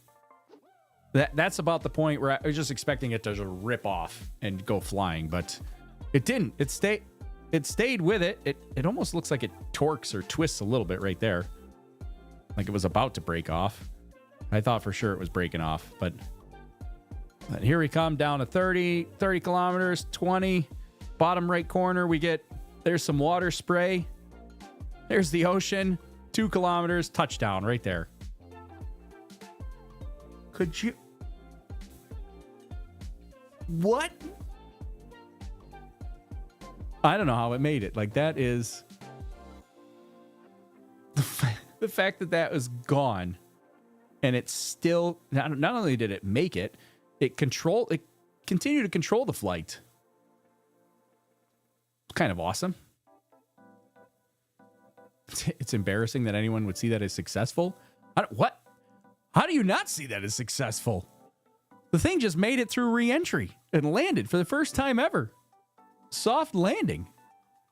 If that's not a successful test, I don't know. I would hate to work for you in a test program. I mean, that was like 99% successful. Maybe not 99, but pretty close. 90% successful. I mean, is 100%, like, do you demand 100% success? Like, is that the only way you consider it successful, is 100%? I mean, it's a test flight. It's a test program. We don't need 100% success. Honestly, we don't even need 50% success. That was insane. Let's go back to, I want to see where that starts coming apart. I want to see the altitude we were at. So it was right about here. 50 to 60. We had this camera view. So they did have multiple camera views, but I suspect that camera view must have went out. And as we start to see right here, you can see a little bit of a glow right here. It's glowing a little bit. Not too bad, but we're getting a lot of like fireflies coming off of it, which is kind of an indication that, you know, we're losing metal here. And then as it gets closer, like now the flap is starting to glow up here. Glow's getting brighter. We're getting a big glow right here. You can see it burning through. Oh, yep, and there you go. Then we get the big burn through right there. And now we're seeing big chunks and pieces coming apart. You can see how hot it is up here. You can see it glowing right over there. Just pieces flying off. You can see the hinge is exposed here now, exposed and unprotected right here. Doesn't really matter because that hinge is going to completely melt away in a couple of seconds. It made made it to about 56 kilometers in altitude before it started disintegrating. There goes a big chunk right there. Another big chunk. A couple more big chunks. Look at it go. Just melting away. But yet, doesn't fall apart. Like, I mean, I don't know. I guess you could say it fell apart, but still.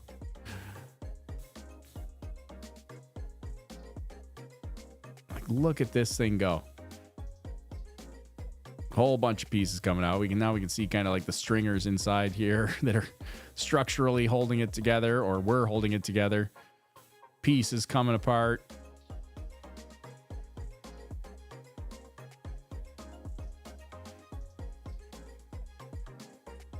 Now you can see it's kind of like ballooning out here, as it's like it's literally melting. It's like it's melting steel right there. It's just not even crumbling. I mean, it's like it's pliable. It's melting. Melting is what's happening. Then at some point, something came off and cracked the camera. I missed that. I was looking at chat when that happened. Wanted to see that come through. I mean, you can't tell what hit it, but something broke off and cracked the camera. But so the flap just completely disintegrated. I thought this was it. I thought this was the end of the flight. I mean, the good news is that you know. Oh, there you go. There's the crack. Something broke off and cracked the camera there. Unreal. What happened? So Malishka over on Twitch is just joining us. What happened? Did it blow up? No, actually, it survived. It soft landed in the water. Like crazy. So we did have one of the flaps. One of the flaps did disintegrate. Partially. We lost like a big chunk of the flap. Just burned through and melted away. But amazingly, we'll fast forward a little bit more. Let's go back to our landing burn here, because we can see it at landing burn. Despite the flap melting, like look at, there it is, still holding on like a champ, still actuating, still functioning, despite having a giant hole in it.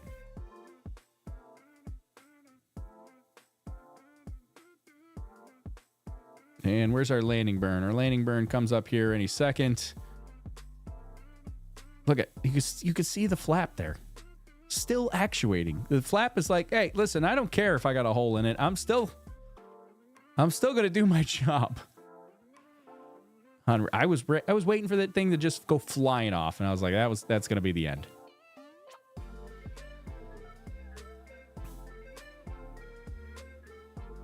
Where's our landing burn? We're coming up on that any second here. Like, look at, you can still see that the flap is there.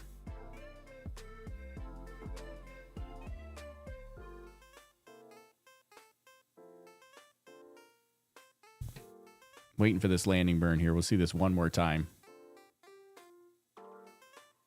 That, I mean, honestly, just unreal.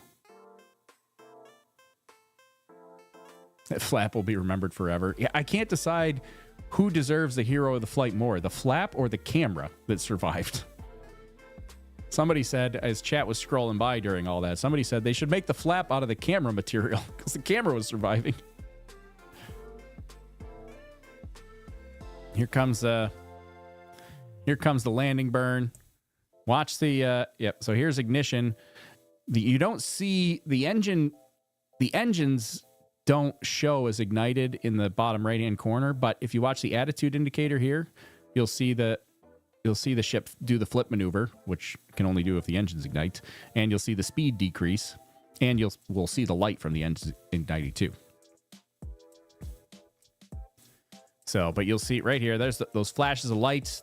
Those are the engines lighting up. And then when that happens, like the flaps kind of lock back. They go back to their extended position. So you can see our champ of a flap, like as soon as that landing burn starts, he's like, okay, I'm done. And he goes right back to right back to his position. He's like, I did my job.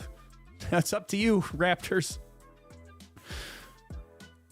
I don't know. It was just comic. Here you go. Ignition. Then the flap's like, yep, all done. Going back to my position here. And then you can see the attitude indicator, ship pointy end up. Flap's kind of waving in the wind there a little bit. We come down, we're straight up and down, 35, 30 kilometers per hour, 20, 15, there's a splash of water, 2, soft touchdown. Huh? What? For real? I don't even know. I don't even know what to say. Like, that was just... That's unreal. I've never seen anything like it. They landed it. I said before the flight, I was like, I don't think it's going to make it through reentry. I thought it was going to... I mean, what I saw on the flap was kind of what I was expecting. I thought that the ship would break apart from that. I thought that would be it. It was going to be done. Ship would burn up, flap would burn up, whatever. Then the flap would fall off, the ship would lose control, and that'd be the end of it. But it made it. It made it. It's unbelievable. Crazy. Let's see. Will they have to do a mishap investigation?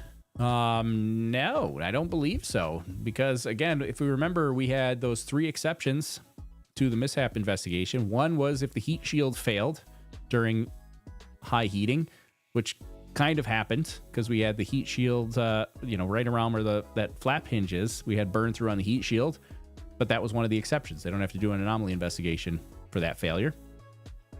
One of them was if the engines failed to relight during the landing burn.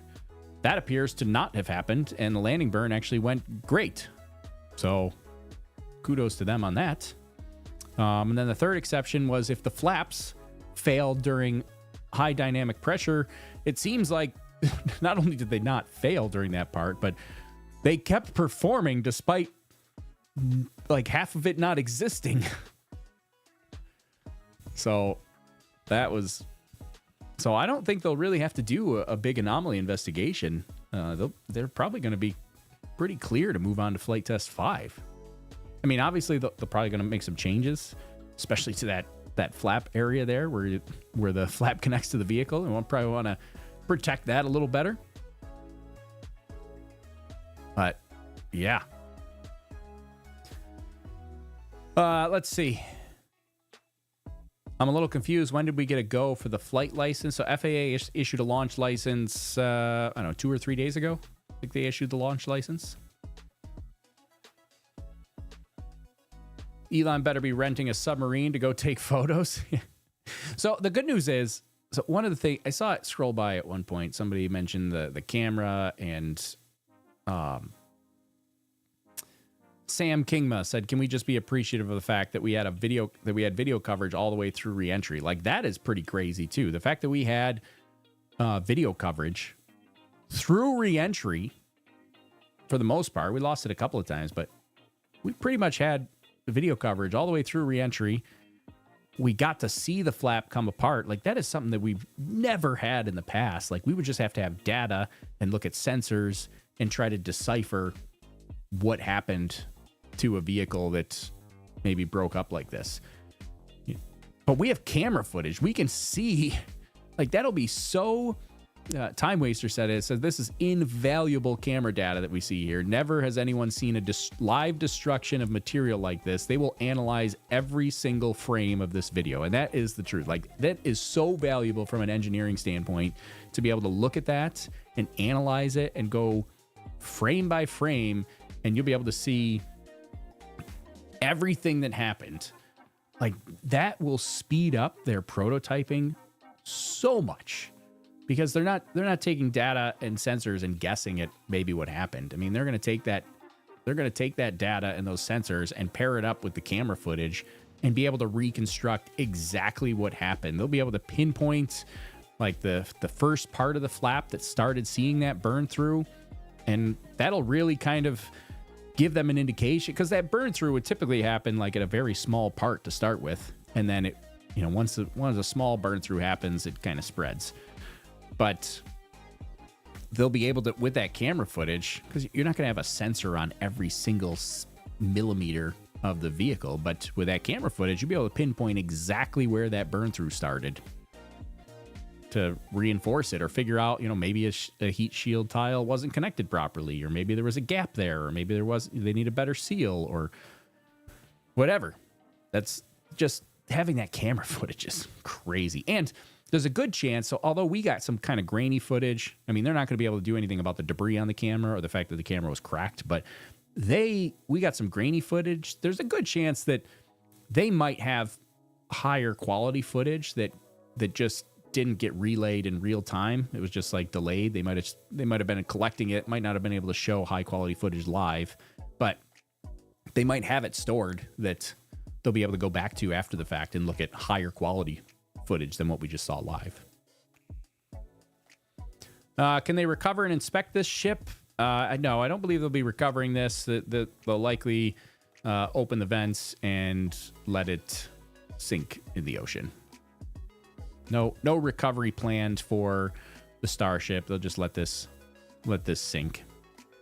What about inside the cabin? Yeah, that's true too. They also have internal cameras. They don't share those with us, but they do have internal cameras. They'll be able to analyze those as well, see if maybe there were other burn through areas. I mean, the fact that the ship survived seems like the body of it held up pretty well. It was really just the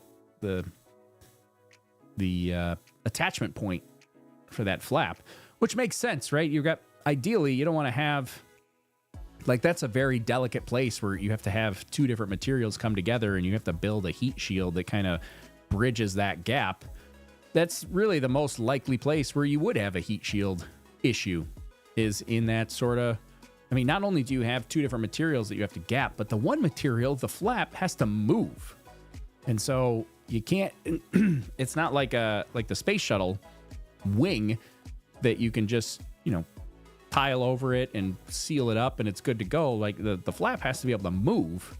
So that introduces a whole nother complication. Thanks for the mature coverage without screaming in the background. I was screaming in my head. I was trying to keep it under control. Can you imagine seeing video of it landing in the water? I really hope that somewhere, some way, they have higher quality footage of that landing. I don't know if we'll actually see it, but that's crazy. TP Seeker says, if the flap melted like that, one wonders how the ship fared. It seems like the ship fared okay. And the flap melted at the attachment point.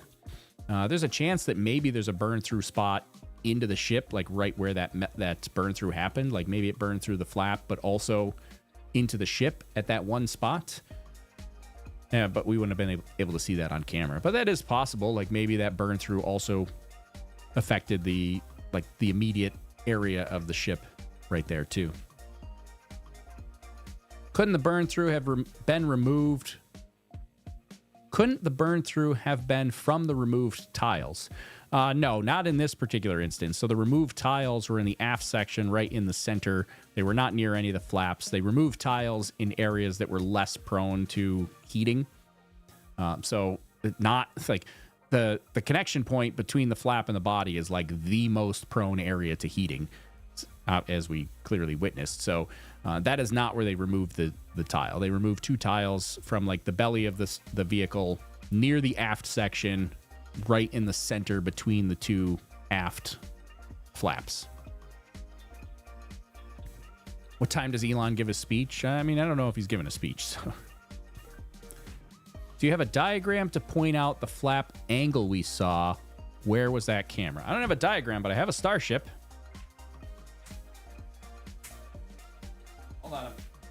Stop. Bear with me.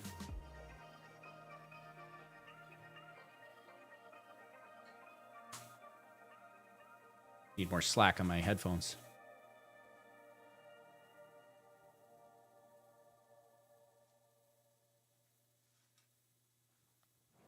Okay, here's our Starship. So, what I believe we were looking at, let's go to go to side cam because I got more space with this camera. What I believe we were looking at was a camera that was mounted like right about here, next to the forward flap. And I think the angle that we were looking at camera-wise was looking at this forward flap this way. So I believe that our burn through happened like right about here on a forward flap. Tough to say. Well, no, I'm pretty sure it was, this forward flap. If the heat shield, I don't have any heat shield tiles on this, but say the heat shield was here. I believe it was on, we lost the flap. I believe it was on, would have been the front or front or top, right hand, starboard flap right here on the aft side of this flap here. So I believe that's what we were looking at, is it would have been a camera mounted like on the body of Starship this way. Like, let's look at, let me find a good, somewhat clear view. I mean, we didn't have much of a clear view, but let me, so right about, see if I can, okay. So I'll give you my reasoning behind it. Let me give you this view here. So right about here, this is engine relight. So we can see that the brightness from the engine is coming from the right-hand side, right? So the engines are on the right-hand side of this frame.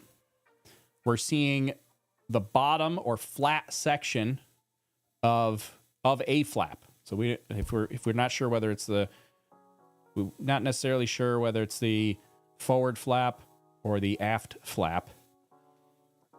It seems to me like this is the forward flap, but the aft side of the forward flap, right? Stay with me. So that's where I'm seeing it. That's what I'm seeing. We see it open like that to get into landing position. Kind of wobbling a little bit. And then when we see that, this is why I think it's the forward flap, is we see that landing splash, it's still a ways away.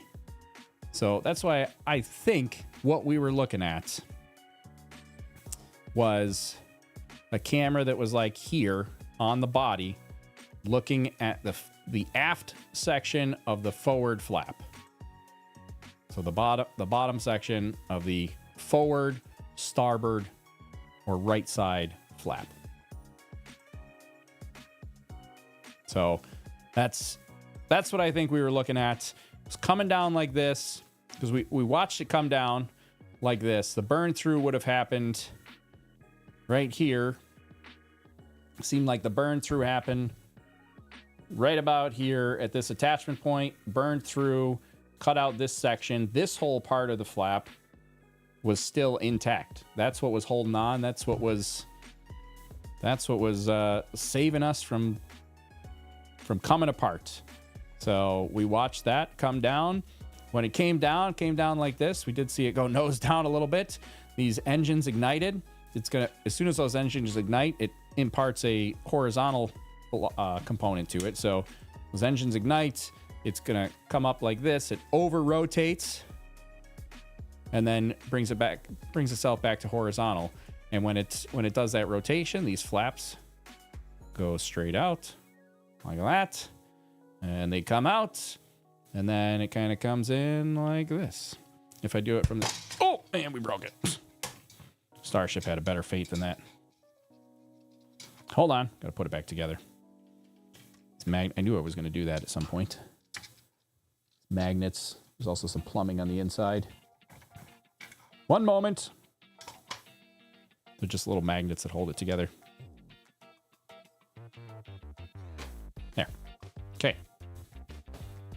Let's back up and face the side camera here. So if we look at it from this direction, right? Landing burn ignites, imparts some horizontal velocity, comes up, it over rotates. After the over rotation, and the engines can get rid of a lot of that horizontal velocity, it kind of comes down still at a little bit of an angle until it gets right above its landing point for that touchdown. So that is what we saw today. Let's see if I can get a spot to put that. You should glue that. Well, it's actually meant not to be glued. There's magnets that hold it together, and that's so that you can pop it apart, and I can show you things like the inside and the plumbing and the header tanks. And I took a lot of the plumbing out, but here you go. Here's a header tank on the inside of that one. That's inside the liquid oxygen tank. Then you can see this would be the plumbing inside the liquid methane tank down there.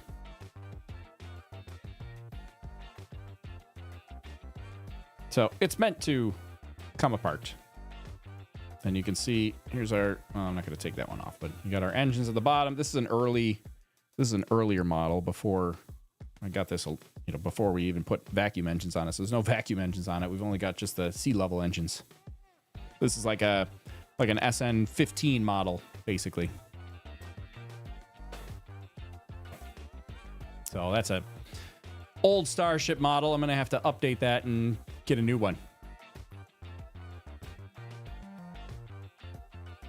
Need stronger magnets. Yeah, they're surprisingly strong for how small they are. Like, here, I don't know if you can see these, but they're teeny tiny, like these little magnets here. Teeny tiny magnets, but pretty strong for how small they are. Okay. Well, that's our day there, I think. I'm going to go decompress and figure out what the I just watched, because that was crazy. So I think I'm going to wrap up right here. Do me a favor before you leave. Maybe just click that like button. We still got 1,300 people watching, but only 1,000 likes. Just saying. I know that everybody hates it. In order to like the button, you're gonna have to close the chat and click the like button and then open it back up, but it does help. It helps with the YouTubes and the magic, and you gotta play the game. And I don't like it either, but that's why I have to ask for it. So you just click that, and it helps us out. And then that way, more people see it. The more stuff I can do, the more cool things we can do. Maybe I can afford a new model. All that kind of stuff, right? All that stuff. Anyways, all right. Well, this was a fun morning. I can't believe what we just saw.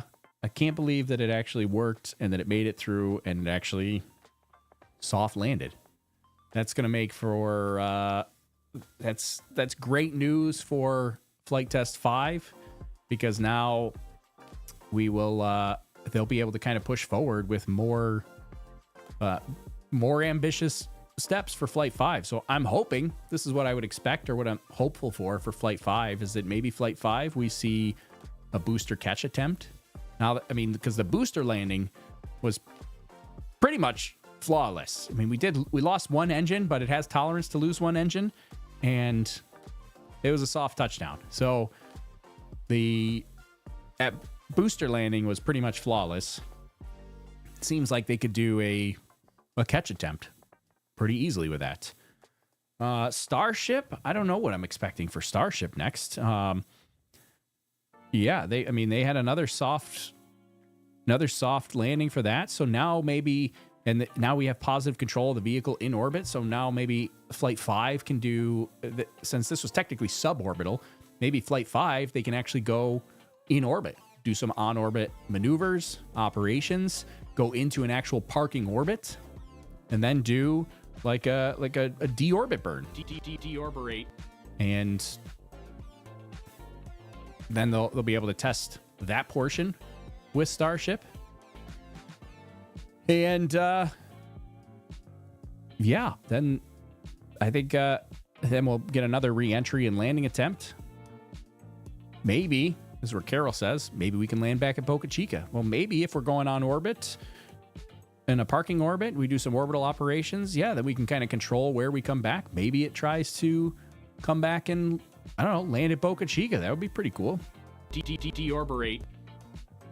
So they do have to, as Angel said, for sure the focus has to be on the heat shielding. Yep, they're definitely, obviously we couldn't see much if we assume that all the rest of the heat shield performed well, and it was really just that one attachment point here between the, if it was just this attachment point between the flap, like that doesn't seem like a monumental problem to address. Like, honestly, that seems pretty small. Had the ship like completely disintegrated because the entire heat shield failed, now we kind of got to go back to the drawing board. But the fact that the entire heat shield pretty much was fine, and it's just we had burn through on one little spot. I mean, yeah, obviously we can't have that long term, but it seems like a pretty small problem to solve in relation to the rest of the, what could have happened today.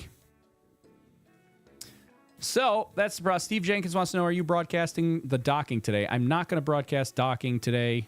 I have to go do real work. It is a work day for me. Took the morning off to do this, but I'm going to go do some real work here now. My voice is also tired, and I'm hungry, so I'm going to do that as well.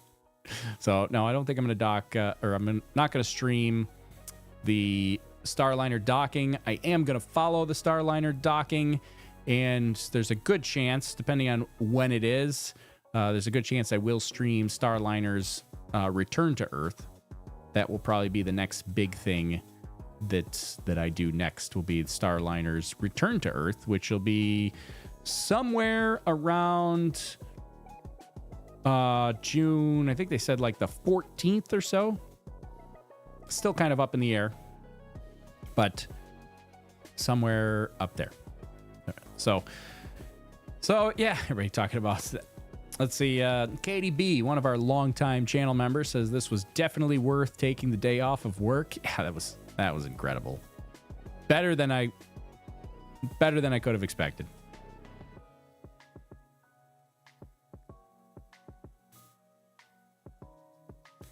Too soon for catching the rocket. You don't understand Elon well. Maybe 6, likely 7. Well, actually, so it was Elon himself that said that they were considering a catch attempt on Flight 5.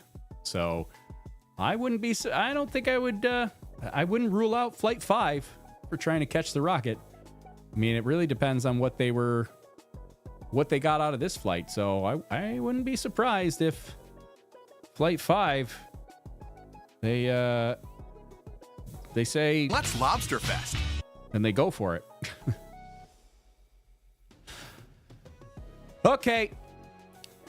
Yeah, Carol's is one little spot on quarter of the flap. It was a lot of the flap, but remember, burn through typically starts, like the burn through generally starts at a small area that burns through, and then it expands because now you have a hole in it that can get into the internal structure and burn things apart. So I don't think the failure itself was a quarter of the flap. I think the burn through was a small part, and then it just kind of the problem grew, because once you get burned through, then it starts burning everything in the surrounding area. So it likely, like, what they have to address is not, they don't really have to address and fix a quarter of the flap. What they have to address is that one small spot where the burn through started, and then the rest of the flap will survive.